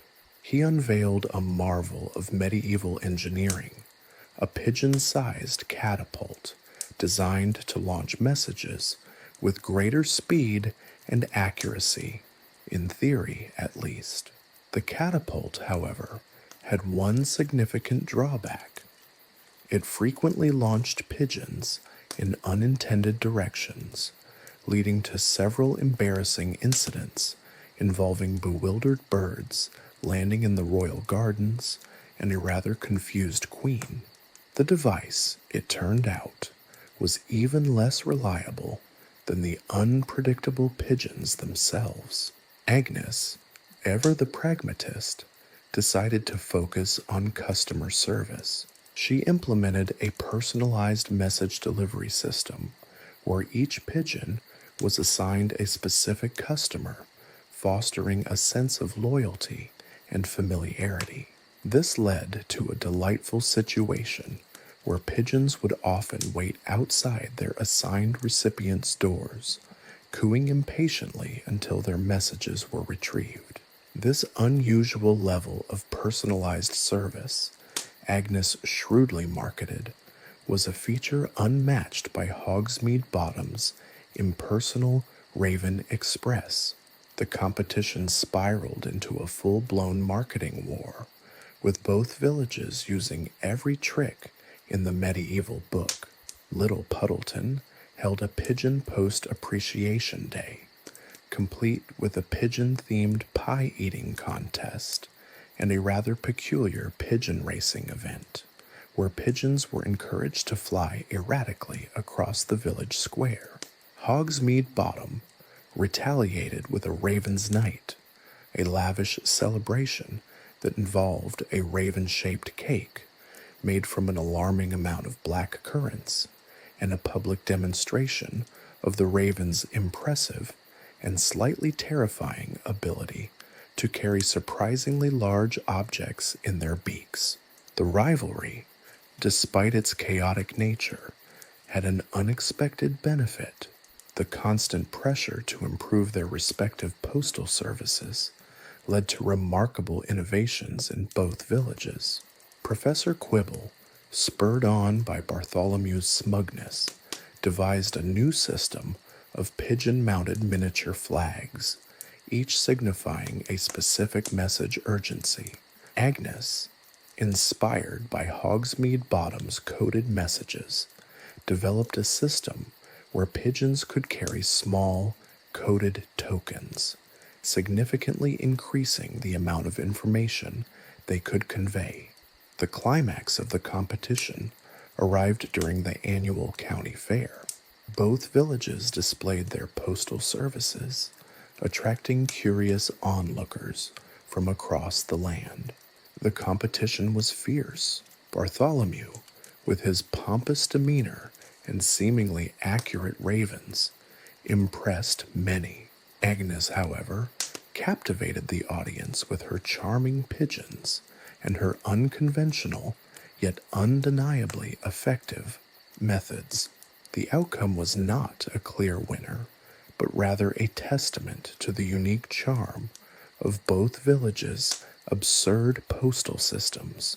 In the end, both Little Puddleton and Hogsmeade Bottom continued to operate their respective postal services, each with its own unique charm and its own unique brand of comical chaos. The rivalry, far from diminishing, fueled their creativity, and so the history of communication in medieval times was forever enriched by the tale of two rival villages, their winged messengers, and their remarkably absurd postal war. It was a chapter in history brimming with ingenuity, humor, and perhaps a hint of utterly chaotic brilliance. The era of medieval emails wasn't just about sending messages.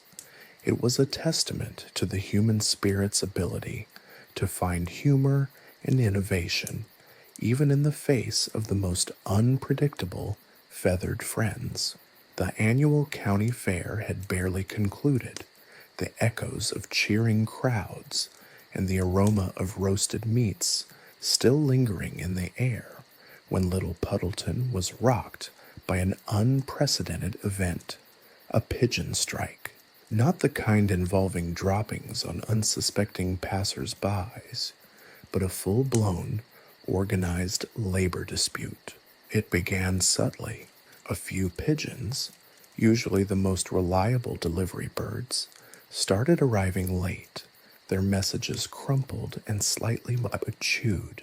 Then, a delegation of particularly plump and indignant pigeons, led by a particularly bossy-looking bird named Bartholomew, no relation to the Hogsmeade Bottom fellow, thankfully, presented Professor Quibble with a series of demands. These demands, scribbled in surprisingly legible pigeon droppings on a discarded scrap of parchment, were nothing short of revolutionary. The pigeons, it turned out, had formed the Pigeon Post Union of Little Puddleton, PPUL, for short. Their grievances were numerous and, frankly, quite relatable. Firstly, the amount of seeds provided was deemed inadequate. The current rations, they argued, were insufficient for maintaining optimal flying weight and overall morale. They demanded an increase, a substantial increase, as one particularly eloquent pigeon put it, flapping its wings with emphatic precision. Secondly, the pigeons complained about the length of their flight routes.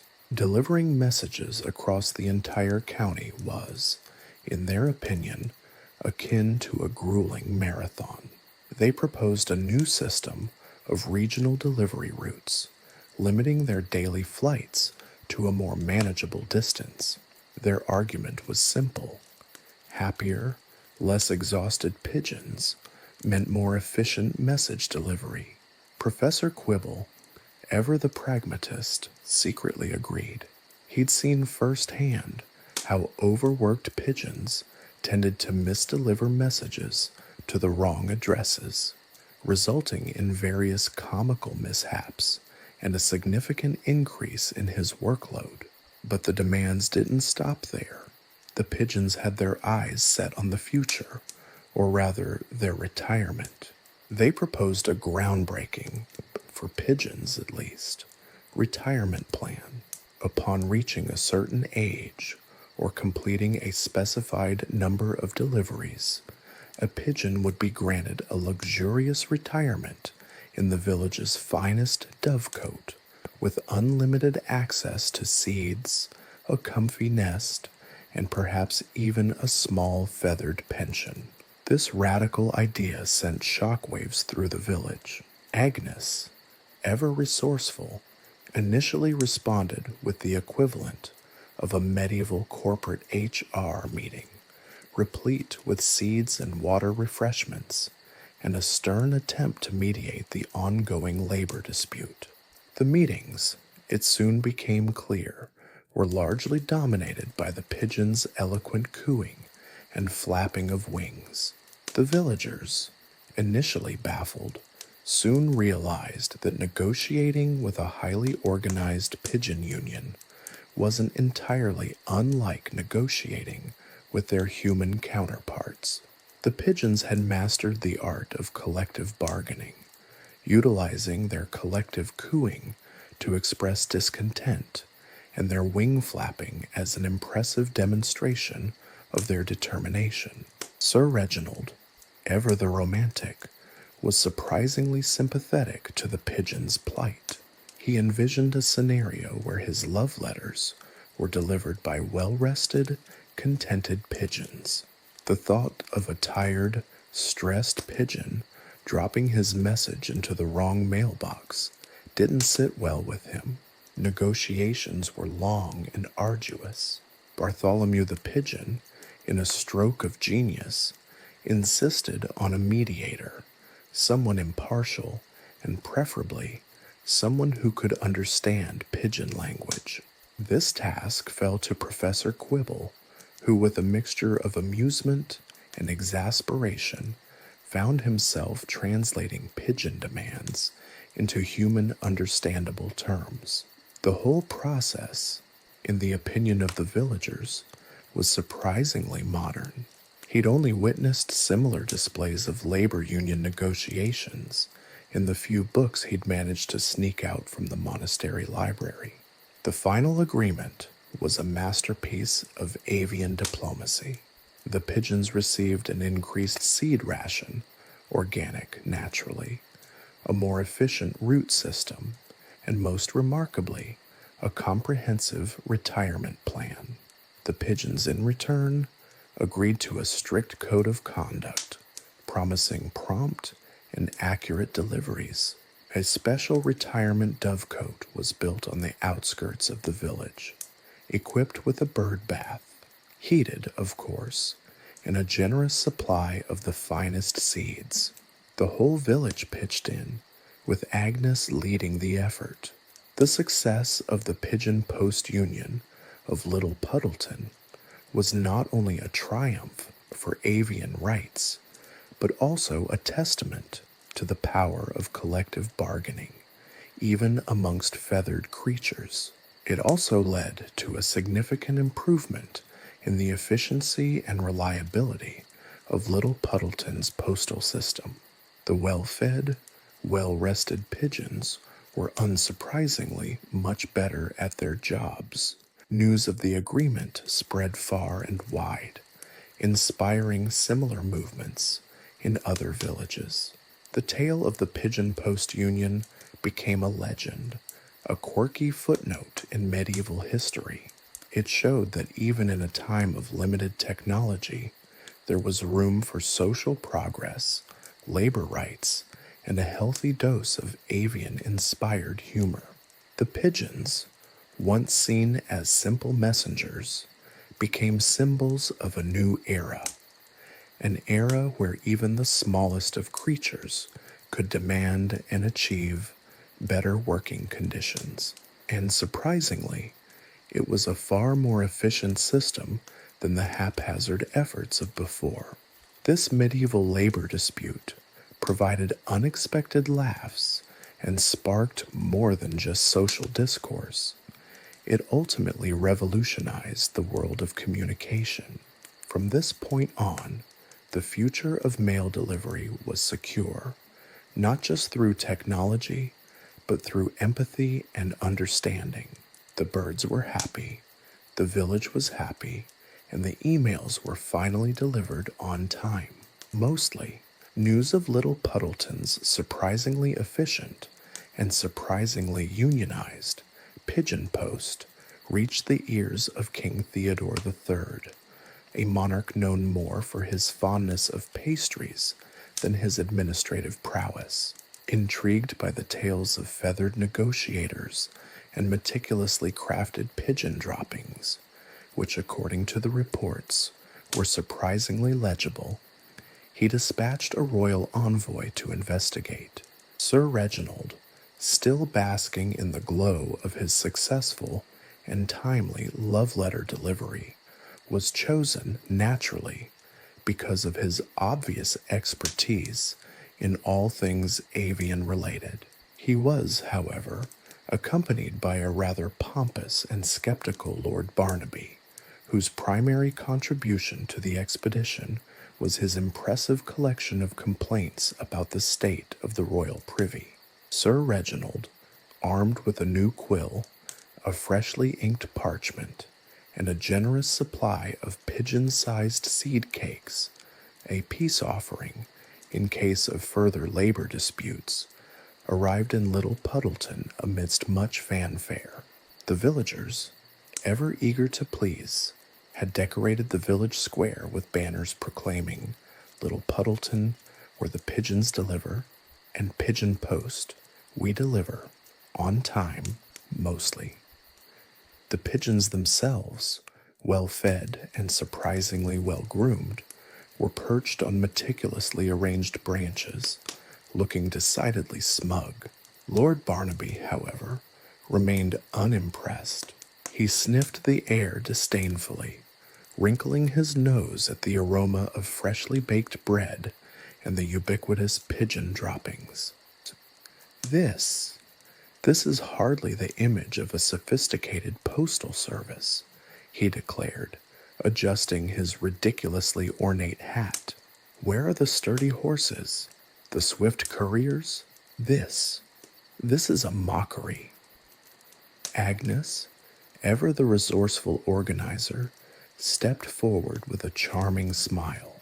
"Speaks, my lord," she announced, her voice as sweet as honeyed mead. "While we may lack the grandeur of the Royal Postal Service, we offer something far more efficient. Our pigeon post is unparalleled in its unique approach to delivery." Agnes then proceeded to demonstrate the system. She wrote a message, a detailed description of the king's latest culinary indulgence, involving an absurd number of sugared plums, and attached it to a pigeon named Penelope, known for her surprisingly accurate navigation skills and her penchant for shiny objects.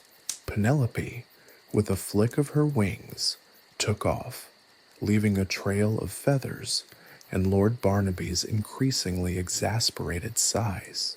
The test, however, did not go as planned. Penelope, distracted by a particularly glittering button on Lord Barnaby's coat, decided to take a detour. Instead of heading straight to the designated location where Sir Reginald awaited, she landed directly on the king's representative's head, covering him in a cloud of feathers and a rather undignified amount of pigeon droppings. The message, meanwhile, was found nestled amongst the feathers, somewhat chewed and slightly smeared with, well, let's just say it wasn't suitable for royal consumption. The villagers watched with a mixture of horror and hilarity as the normally unflappable Lord Barnaby shrieked, attempting to shake the bird off while simultaneously trying to protect his immaculate attire. Sir Reginald, ever the gentleman, offered his handkerchief, a rather fine silk affair, to help clean the surprisingly sticky situation. The ensuing chaos involved a frantic search for a cleaning bucket, several buckets of water, and a very indignant Lord Barnaby, who was now covered head to toe in feathers and bird droppings. The pigeons, witnessing this unfolding drama, erupted into a chorus of cheerful coos and wing flapping, seemingly delighted by the turn of events.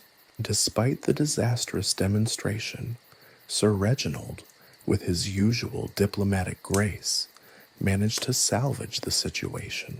He explained the system's occasional quirks, highlighting the fact that the pigeons, despite their union, still retained a certain amount of avian independence. He pointed out that the message, despite its appearance, was largely intact, and explained that the system, while unusual, was remarkably efficient, except on days that featured shiny buttons.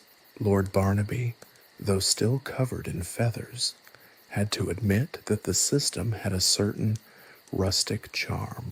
The entire situation, he concluded, provided a good laugh, and that this charmingly inefficient system managed to provide an unexpected and highly enjoyable form of entertainment.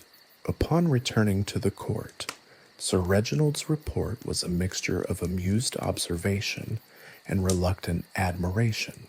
He detailed the pigeon union, the demands in their successful negotiation, and the occasional unpredictable nature of our mail delivery. The king, a connoisseur of all things absurd, found the entire story utterly hilarious. The incident with Lord Barnaby's button became a favorite court anecdote. He commended the villagers of Little Puddleton for their unique approach to postal service, and indeed, the entire kingdom found the story both humorous and inspiring. The king even ordered a special set of non-glittering buttons for Lord Barnaby. Meanwhile, in Little Puddleton, the pigeons celebrated their successful, if slightly chaotic, interaction with royalty. They held a special feast, featuring a mountain of organic seeds, and voted Bartholomew the hero of the royal inquiry. And so, the Pigeon Post Union of Little Puddleton continued to thrive, a testament to the fact that even the most unusual systems can sometimes work, even if they involve occasional feathered fiascos and a surprisingly resilient Lord Barnaby. The future of Little Puddleton's mail remained firmly in the clutches, or rather the beaks, of its feathered employees. The system, though chaotic, was ultimately a success, proving that even a medieval pigeon post could find a way to deliver, on time mostly. The occasional mishap, as it turned out, only added to the village's unique charm. And besides, who needs fancy horses when you have a union of incredibly well-organized pigeons? The king, after all, had a good laugh and sent a thank-you gift basket filled with sugared plums. Chapter 4. The Future of Pigeon Post. The aftermath of the royal visit was a whirlwind of activity in Little Puddleton. The pigeons, initially spooked by the grand spectacle, had quickly returned to their routines, albeit with a newfound air of importance. Bartholomew, the hero of the royal inquiry, was treated to an extra helping of sunflower seeds and a tiny handcrafted crown fashioned from a particularly sturdy twig. The villagers, emboldened by the king's unexpected approval, began to consider the wider implications of their surprisingly successful postal system. Word of Little Puddleton's unique postal service spread like wildfire throughout the surrounding villages. Initially, skepticism reigned supreme. Farmers scoffed at the notion of birds carrying messages. Blacksmiths grumbled about the lack of sturdy horses, and weavers worried about the potential for feathered-induced yarn tangles. Yet, as tales of the king's amusement and Lord Barnaby's feathered fiascos circulated, a grudging admiration began to take hold.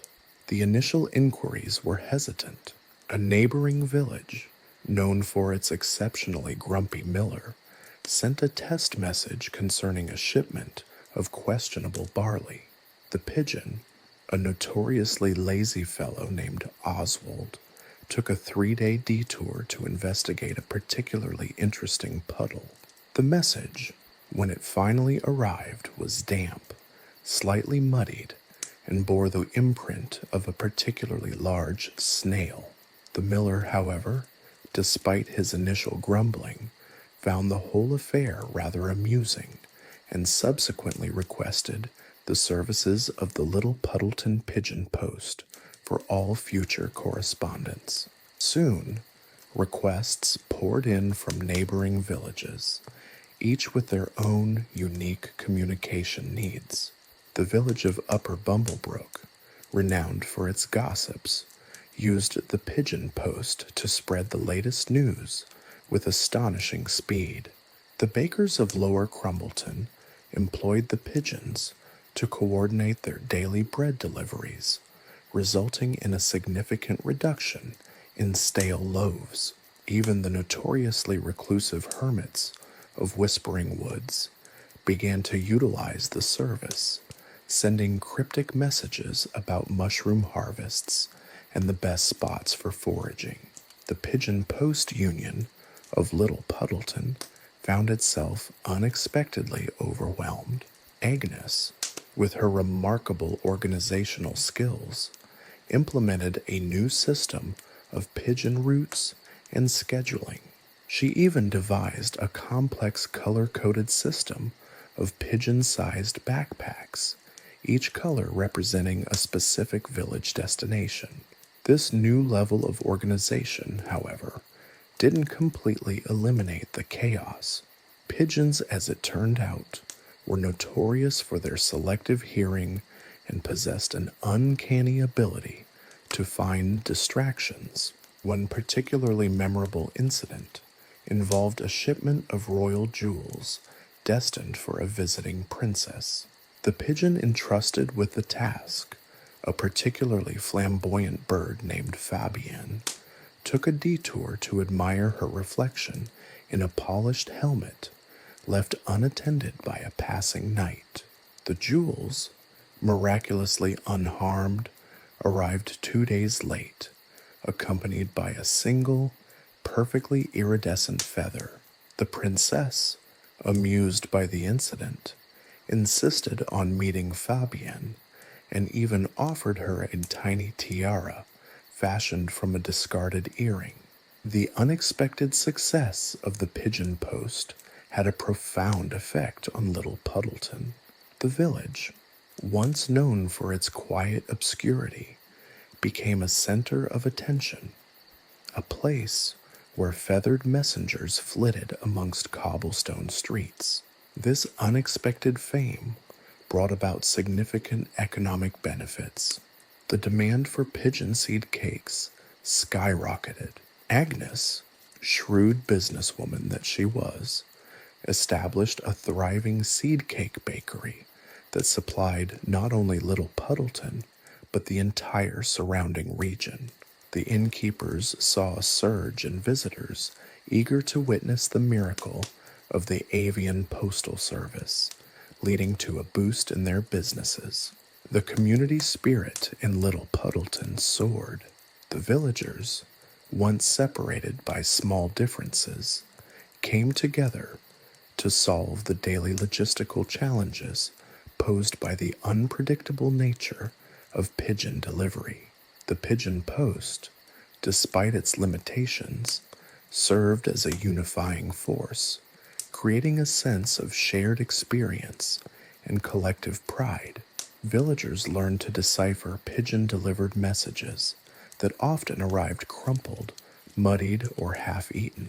They developed their own forms of pigeon-based communication, learning to interpret not just the written messages, but also the subtle cues left by the birds themselves. A missing feather could signify a particularly exciting encounter. A smear of berry juice, a delayed delivery due to a tempting snack. The pigeons, once mere carriers of messages, became local celebrities. Children flocked to the village square to admire their sleek feathers and listen to their coos. The pigeons, in turn, seemed to enjoy the attention, strutting about with an air of self-importance. Even the initially skeptical Lord Barnaby found himself surprisingly fond of the birds, occasionally leaving out small bits of cheese for his feathered friends. His button collection, however, remained meticulously locked away. The pigeon post, in its peculiar way, had successfully demonstrated that even a chaotic system, one brimming with the unexpected, could serve a purpose.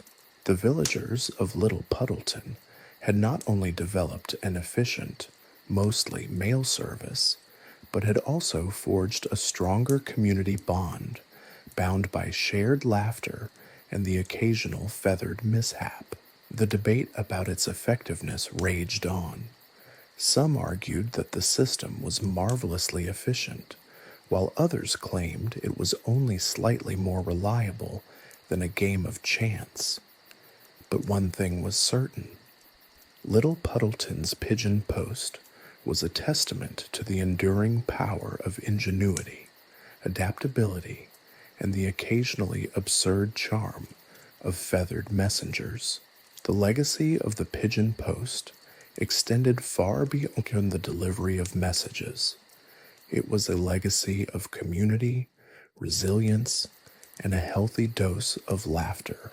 And as for the pigeons, well, they were living their best lives, one seed cake and one shiny button at a time. Their union remained strong, their feathers impeccable, and their delivery service, well, mostly reliable. The future of Little Puddleton, after all, remained firmly in the beaks of its avian workforce, a reminder that sometimes the most unconventional solutions can lead to the most unexpected and rewarding results. The initial success of the pigeon post, while undeniably chaotic, spurred a wave of, let's call them, technological advancements. These weren't exactly leaps forward, comparable to the invention of the printing press or the astrolabe, but they were, in their own peculiar way, improvements. Agnes, ever the pragmatist and budding entrepreneur, spearheaded these innovations, driven by a desire to both streamline the system and capitalize on its growing popularity.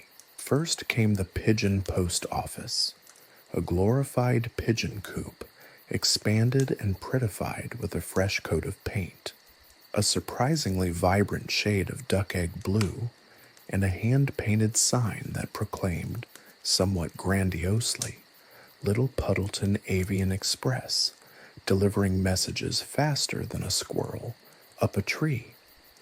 This centralized location allowed for a more organized dispatch system, although pigeons, being pigeons, often chose to ignore the designated departure points and launch themselves from rooftops and windowsills with equal enthusiasm. Next came the pigeon-sized parcel service. This wasn't a technological leap so much as a creative solution to the problem of carrying larger messages, or, as was surprisingly often the case, small cakes. Agnes commissioned the village cobbler, a surprisingly nimble fellow named Pip, to craft miniature leather pouches, just large enough to carry a rolled-up scroll or a moderately sized gingerbread man. These were secured to the pigeons' backs with tiny, intricately woven straps, a feat of engineering that Pip considered his masterpiece, a sentiment not entirely shared by the pigeons, who often spent considerable time attempting to remove the pouches with their beaks, occasionally succeeding. Then came the pigeon tracking system, a concept so ambitious it bordered on the ludicrous. Agnes, inspired by a rather muddled account of a celestial chart she'd overheard in the local tavern, attempted to chart the pigeons' flight paths. This involved meticulously tracking their movements with small flags placed strategically throughout the village, color-coded to match the destination of each pigeon. The system proved to be as inaccurate as one might expect, given the unpredictable nature of flight paths dictated by gusts of wind, tasty-looking insects, and the pigeons' overwhelming penchant for exploration. The resulting chart, a colorful explosion of lines crisscrossing over Little Puddleton and the surrounding areas, looked less like a sophisticated tracking system and more like a highly abstract work of modern art. Agnes, however, remained unfazed. She considered it a work in progress. Of course, no discussions of technological advancement is complete without mentioning the pigeon-proof message containers. These were small, sealed cylindrical tubes made from sturdy yet lightweight wood, designed to protect the scrolls from the elements, and more importantly, from the pigeons themselves. It was discovered, rather inconveniently, that the pigeons had a disturbing habit of eating the edges of the scrolls, often rendering them illegible. The cylindrical containers, however, did little to deter their penchant for nibbling, resulting in a number of messages arriving with tiny, perfectly round holes in them. Pip the cobbler then created miniature hat-like covers for the message tubes, but the pigeons simply saw them as fashionable accessories. The impact of these improvements was mixed. While they didn't exactly revolutionize the pigeon post, they did add a certain charm to the already chaotic system. The village square, once simply a gathering point, became a bustling hub of activity, a miniature airport where pigeons took flight, carrying their tiny leather pouches and curiously nibbled message tubes. The color-coded flags, a visual testament to Agnes's ambitious tracking system, added a splash of vibrant color to the often muddy streets. The Pigeon Post Union, however, remained far from a smoothly functioning operation. Pigeons continued to deviate from their intended routes, delivering messages to unexpected recipients. A love letter to the local butcher ended up in the hands of the tax collector, leading to an awkward and overly protracted discussion about the proper taxation of affection. A baker's urgent order for flour ended up at the royal castle, resulting in the king's chefs experimenting with flour-based pastries that ended in an epic kitchen explosion, much to the king's amusement. Even the revised tracking chart, after a particularly strong gust of wind, ended up adorning the side of Agnes's house as a curious form of decorative art.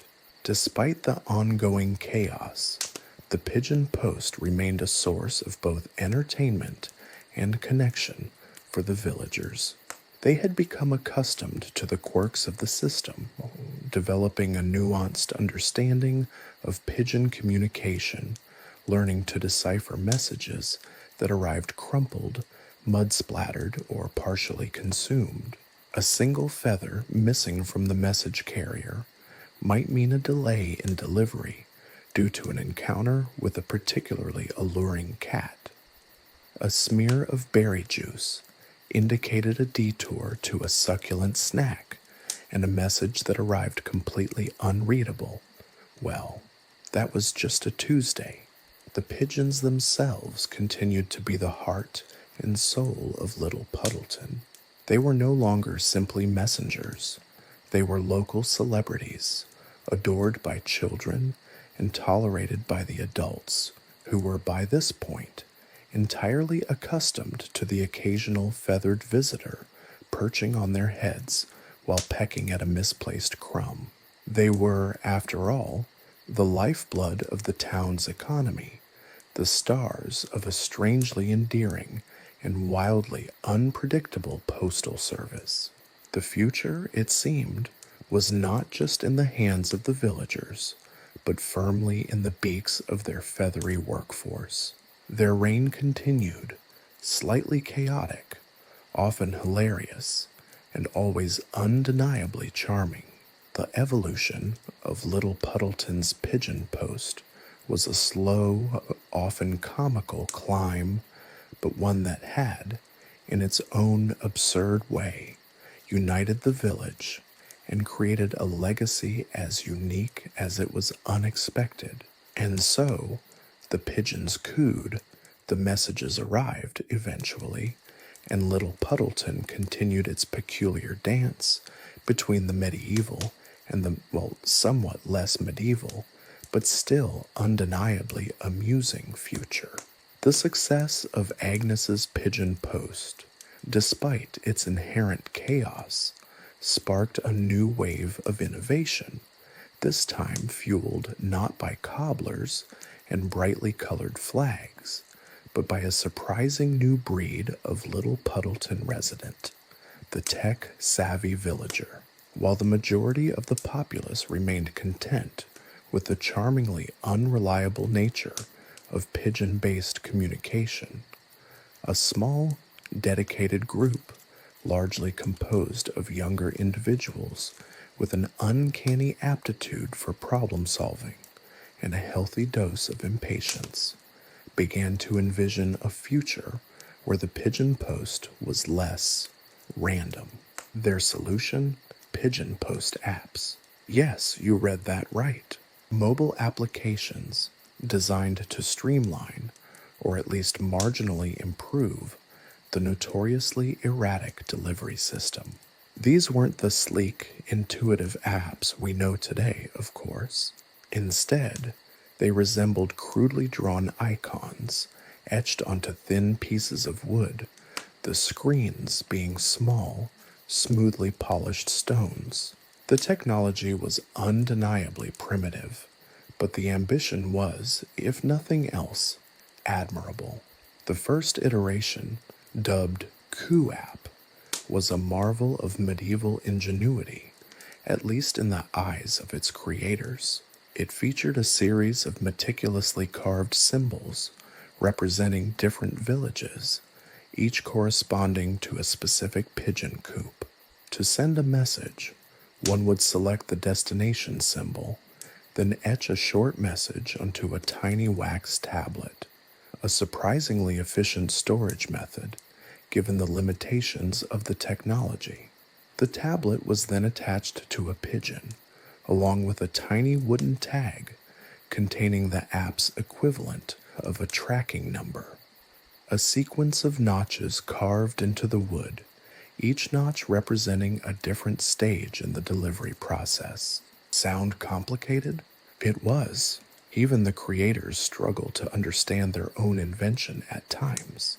The tracking feature, however, was the most ambitious and problematic aspect of Coup App. This involved attaching miniature, incredibly intricate devices to the pigeons, tiny, almost invisible harnesses containing small bells of varying tones. The idea was that each bell would chime a specific sequence, representing the pigeon's location. A complex system of charts and codes, hand-drawn, of course, was devised to translate these chimes into an approximate location. In theory, it was brilliant. In practice, let's just say the pigeons found the added weight of the bells a considerable inconvenience.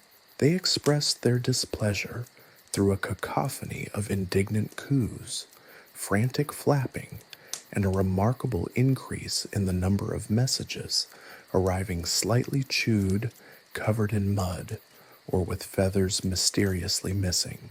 The Coup app proved to be remarkably glitchy, prone to unexpected errors, and often resulted in messages arriving days or even weeks late if they arrived at all. One particularly memorable instance involved a crucial message for the Duke, informing him of an upcoming jousting tournament. The Coup app, in a moment of technological hiccup, sent the message to the neighboring village's pig farmer, who, thoroughly confused, promptly used the message to wrap a particularly plump sausage. The Duke, understandably miffed, spent the day watching sheep instead of participating in the tournament. Despite the frequent malfunctions, the Coup app and its numerous equally flawed successors reflected a fascinating cultural shift in Little Puddleton. The villagers, accustomed to the erratic nature of their avian postal service, were increasingly embracing a form of technological reliance, albeit one grounded in the most unlikely of technological mediums. The attempts to streamline the pigeon post, using methods that would have seemed utterly absurd in the context of any other historical period, became an endearing testament to the resilience and ingenuity of the community. The pigeons, however, remained remarkably unimpressed. While they had grown accustomed to miniature leather pouches and hat-like message covers, the bells were a step too far. They engaged in elaborate maneuvers to shed the devices, sometimes succeeding, often resulting in mid-flight detachments and a shower of tiny tinkling bells scattered across the countryside. Many a villager found themselves unexpectedly picking up these tiny, lost bits of tech, shaking their heads and chuckling at the audacity of it all. One particularly clever young woman named Ilara, known for her inventive spirit and a knack for solving riddles, took a different approach. Instead of focusing on tracking the pigeons, she developed Pigeongram, an app that focused on predicting pigeon behavior. She started by observing the pigeons' habits, noting their preferred flight paths, their tendencies to be distracted by shiny objects, and their inexplicable fondness for certain types of flowers. Based on this observation, she developed an algorithm, a crude arrangement of sticks and pebbles, which could sometimes predict where a particular pigeon might veer off course. Pigeongram was somewhat less glitchy than Coup app, and it did, on occasion, successfully predict a pigeon's unexpected detour. However, it was far from foolproof. A sudden thunderstorm, a particularly tempting field mouse, or the appearance of a shiny button could render even Ilara's sophisticated algorithm utterly useless. The Pigeongram predictions were often accompanied by a caveat: accuracy approximately 50% or possibly less. Despite these setbacks, the development of these apps marked a significant turning point.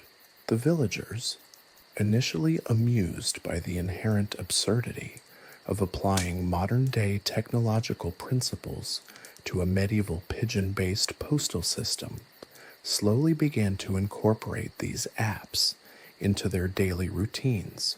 The pigeon post was no longer just a charmingly chaotic system. It was an evolving, ever-changing entity reflecting the changing times and the community's increasingly tech-savvy, though still slightly baffled population. The contrast between the ancient method of communication and the clumsy attempts to modernize it created a unique blend of the historical and the ridiculously modern, a humorous testament to the enduring spirit of innovation and the ever-present challenges of communication regardless of the technology used.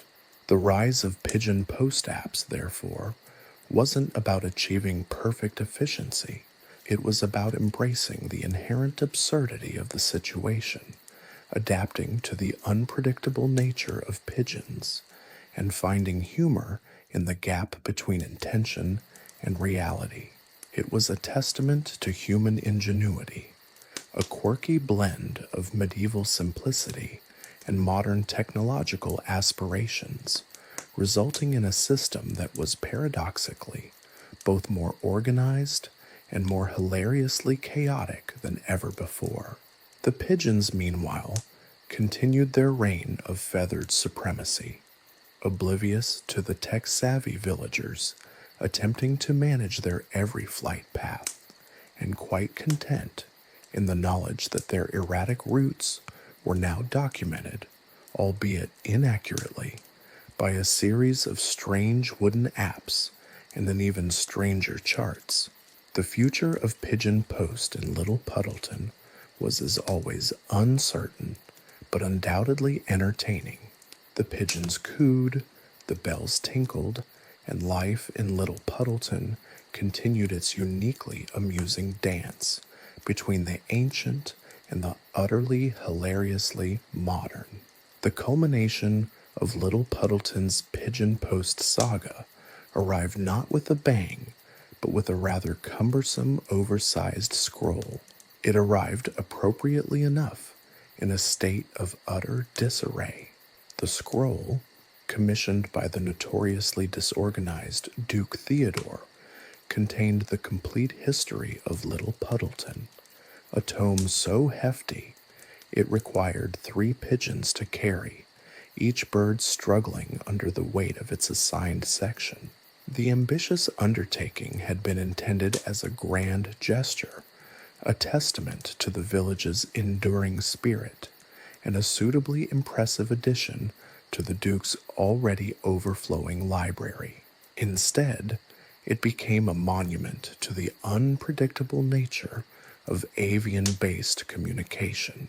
The 3 pigeons, burdened with their hefty responsibilities, Bartholomew, a veteran of countless deliveries and countless near misses, Beatrice, a spirited young bird with a penchant for shiny objects, and Cuthbert, a rather timid pigeon who preferred the comfort of the coop to the hazards of long-distance flight, set off on their journey. The meticulously planned delivery route, charted with the help of Alara's improved pigeongram algorithm, accuracy approximately 40%, or possibly less, quickly fell apart. Bartholomew, in a moment of defiance that surprised even himself, decided to take a shortcut that involved flying directly over the notoriously volatile Goose Pond. The resulting chaos involved a flurry of flapping wings, a rather unfortunate encounter with a flock of agitated geese, and the near-complete submersion of 1/3 of the historical scroll. Beatrice, distracted by a shimmering button caught in a farmer's field, veered off course, landing squarely in a haystack, thereby losing her portion of the document entirely. Cuthbert, terrified by the commotion, simply landed on the nearest roof and refused to move, clinging to his segment of the scroll with remarkable tenacity. The arrival of the Duke's historical scroll was, to put it mildly, less than perfect. The Duke received a soggy, goose-pecked fragment detailing the village's early attempts at cheese-making, a completely blank space where Beatrice's section had once been, and a single, rather indignant pigeon perched atop his highest bookshelf, clutched to a surprisingly dry, albeit slightly ruffled, portion of the narrative which chronicled the Great Cabbage Uprising of 1487. The situation, of course, was deemed utterly hilarious. The Duke, accustomed to the unpredictable nature of Little Puddleton's communications, merely chuckled, declared the incident a charmingly disorganized addition to the village's history, and ordered a new scroll, this time with additional waterproof sealant and pigeon-proof packaging. This prompted a significant advancement in the field of medieval packaging, with the invention of sturdy, leather-bound containers designed to withstand both the rigors of flight and the unpredictable enthusiasm of geese. The incident served as a fitting conclusion to the chapter of Pigeon Post's history in Little Puddleton. It highlighted the absurdity of it all, the sheer incongruity of employing highly unreliable avian messengers to transport vital information in a world that was steadily, if unevenly, progressing technologically. The chapter's narrative served to underscore the ever-present human tendency towards optimism in the face of inevitable chaos. But amidst the laughter and the soggy historical documents, a quiet revolution unfolded. The villagers, having witnessed the often comical challenges posed by their avian postal service, collectively decided it was time for the feathered workforce to retire. A formal retirement plan was implemented, a groundbreaking initiative that involved building a luxurious co-op, a generously sized garden filled with their favorite seeds, and an unlimited supply of the finest pigeon-approved snacks.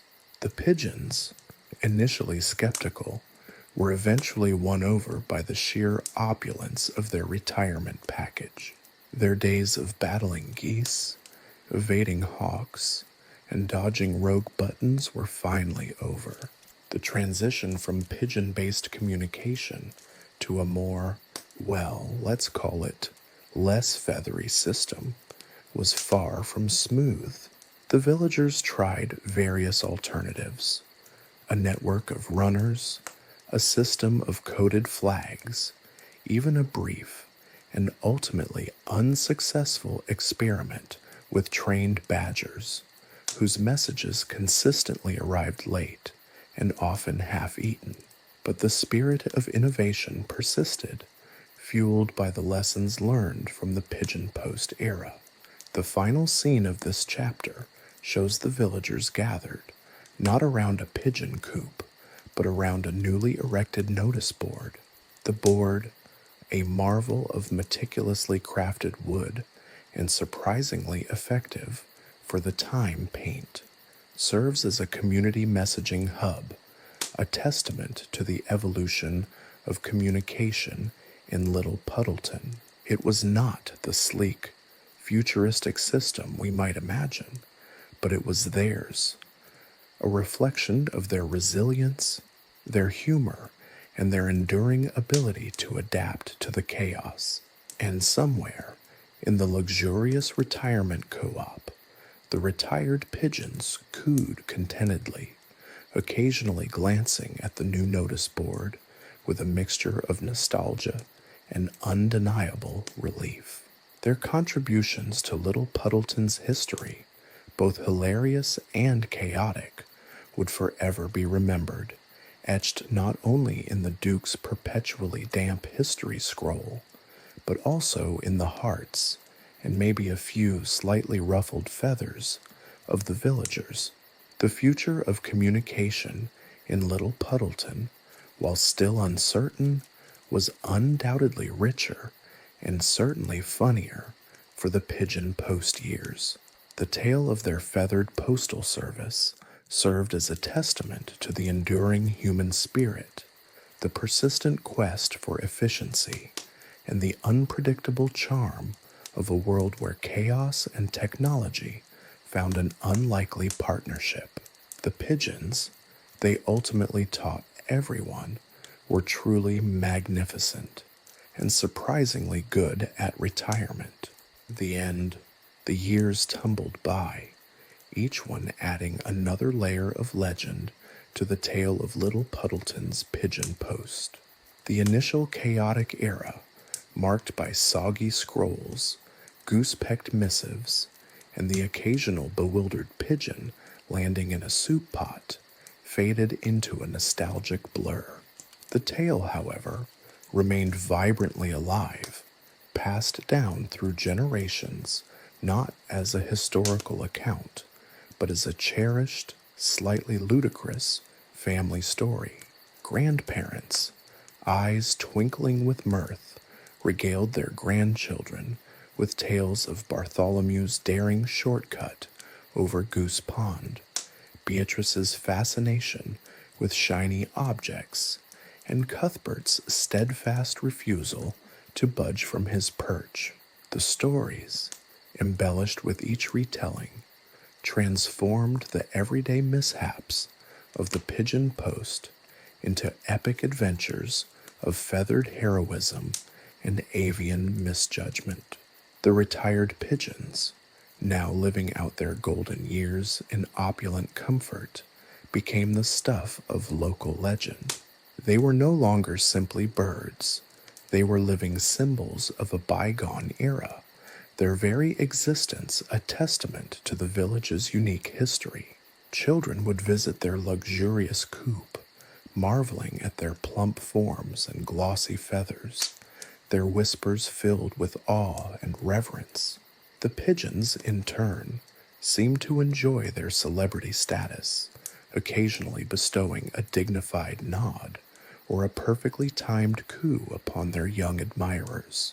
Their collective wisdom, gained through years of traversing the treacherous skies of Little Puddleton, was often sought after, though rarely understood, by the village elders.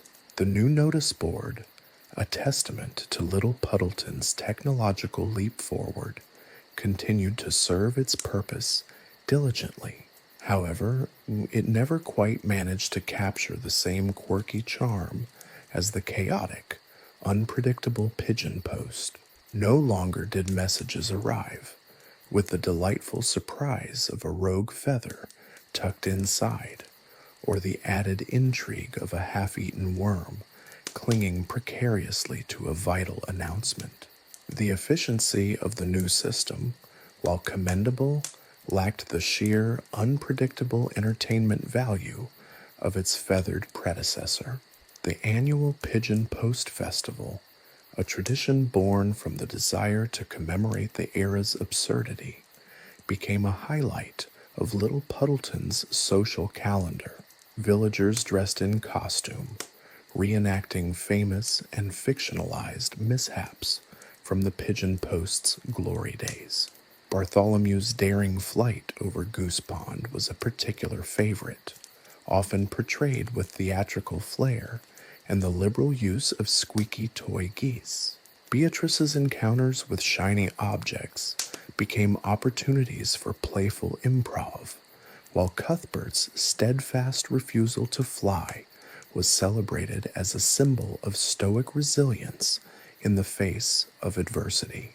The festival invariably culminated in a grand feast, a culinary celebration featuring dishes inspired by the Pigeon Post era. Bartholomew's Goose Pond surprise, a slightly soggy but delicious stew, and Beatrice's Button Bright Bake, a surprisingly delightful pastry adorned with real, albeit thoroughly cleaned buttons, were particular favorites. The air hummed with laughter and the aroma of hearty food, a perfect embodiment of Little Puddleton's resilient spirit, a spirit that embraced chaos, celebrated absurdity, and honored the legacy of its feathery postal workers. Even the Duke Theodore, whose history scroll had met such an unceremonious end, embraced the Pigeon Post's legendary status. He commissioned a series of intricately illustrated tapestries depicting the various mishaps of the avian delivery service. These tapestries, hung prominently in his castle, served as a reminder of the endearingly chaotic relationship between Little Puddleton and its feathered messengers. They were a humorous commentary on communication across the ages, highlighting the enduring struggles of getting a message across, regardless of whether the technology employed was a trained pigeon or a modern-day email server. The legend of the pigeon post, however, extended beyond Little Puddleton's borders. Traveling merchants, captivated by the tales, spread the stories far and wide. The tale of the village that used pigeons to send emails became a source of amusement and wonder throughout the land, an example of human ingenuity and an unexpected blend of the antiquated and the absurd. Storytellers, poets, and even a few wandering minstrels incorporated the story into their performances, embellishing and amplifying the events until they attained the grandeur of mythical proportions. Generations later, scholars would debate the historical accuracy of the various pigeon post accounts, poring over fragmented documents and comparing conflicting narratives. Some would argue that the chaos was largely exaggerated, a result of storytelling tradition and a penchant for humor. Others would insist on the veracity of every soggy scroll and every goose-pecked message, viewing the pigeon post not as a simple postal service, but as a metaphor for the unpredictable nature of life itself. The debate, however, only served to further solidify the legend's place in history. The stories lived on, a testament to the power of laughter, the charm of the unexpected, and the enduring legacy of a village's unique attempt to tame the chaos of communication. The pigeon post remained an integral part of Little Puddleton's identity, a reminder of a time when technology and chaos intertwined in a most unexpected and hilarious manner. It served as a constant source of amusement, a symbol of resilience, and a testament to the village's enduring ability to laugh in the face of adversity. The memory of Bartholomew, Beatrice, and Cuthbert, the avian pioneers of Little Puddleton's unconventional postal service, echoed in the laughter and stories of the village, a legacy far more enduring than any meticulously crafted notice board. The final chapter of the pigeon post might have closed, but the legend, like a well-trained, exceptionally resilient pigeon, continued to soar. The tale of the pigeon post became a cautionary tale, a humorous reminder that even in the age of instant communication, the unpredictable nature of technology remains a constant companion. It was a story that transcended time, echoing the frustrations and humor of dealing with misdirected emails and overflowing inboxes, with the added bonus of geese, soggy scrolls, and the occasional rebellious pigeon. The enduring legacy of Little Puddleton's pigeon post was not in its efficiency, but in its charms, a testament to human creativity, the triumph of laughter over frustration, and the surprising resilience of pigeons in the face of historical documentation. It was a story whispered from generation to generation, ensuring the memory of its feathered heroes would never fade, forever etched not just in a damp history scroll, but in the very soul of Little Puddleton. The pigeons, in their retirement, could finally rest easy, their place in history secured, their legend assured. Their legacy, a hearty chuckle, a shared memory, and the ongoing annual Pigeon Post Festival, a celebration of chaos, resilience, and the enduring absurdity of using pigeons to send email. And somewhere, deep within the meticulously crafted retirement co-op, 3 very contented pigeons cooed in contented agreement.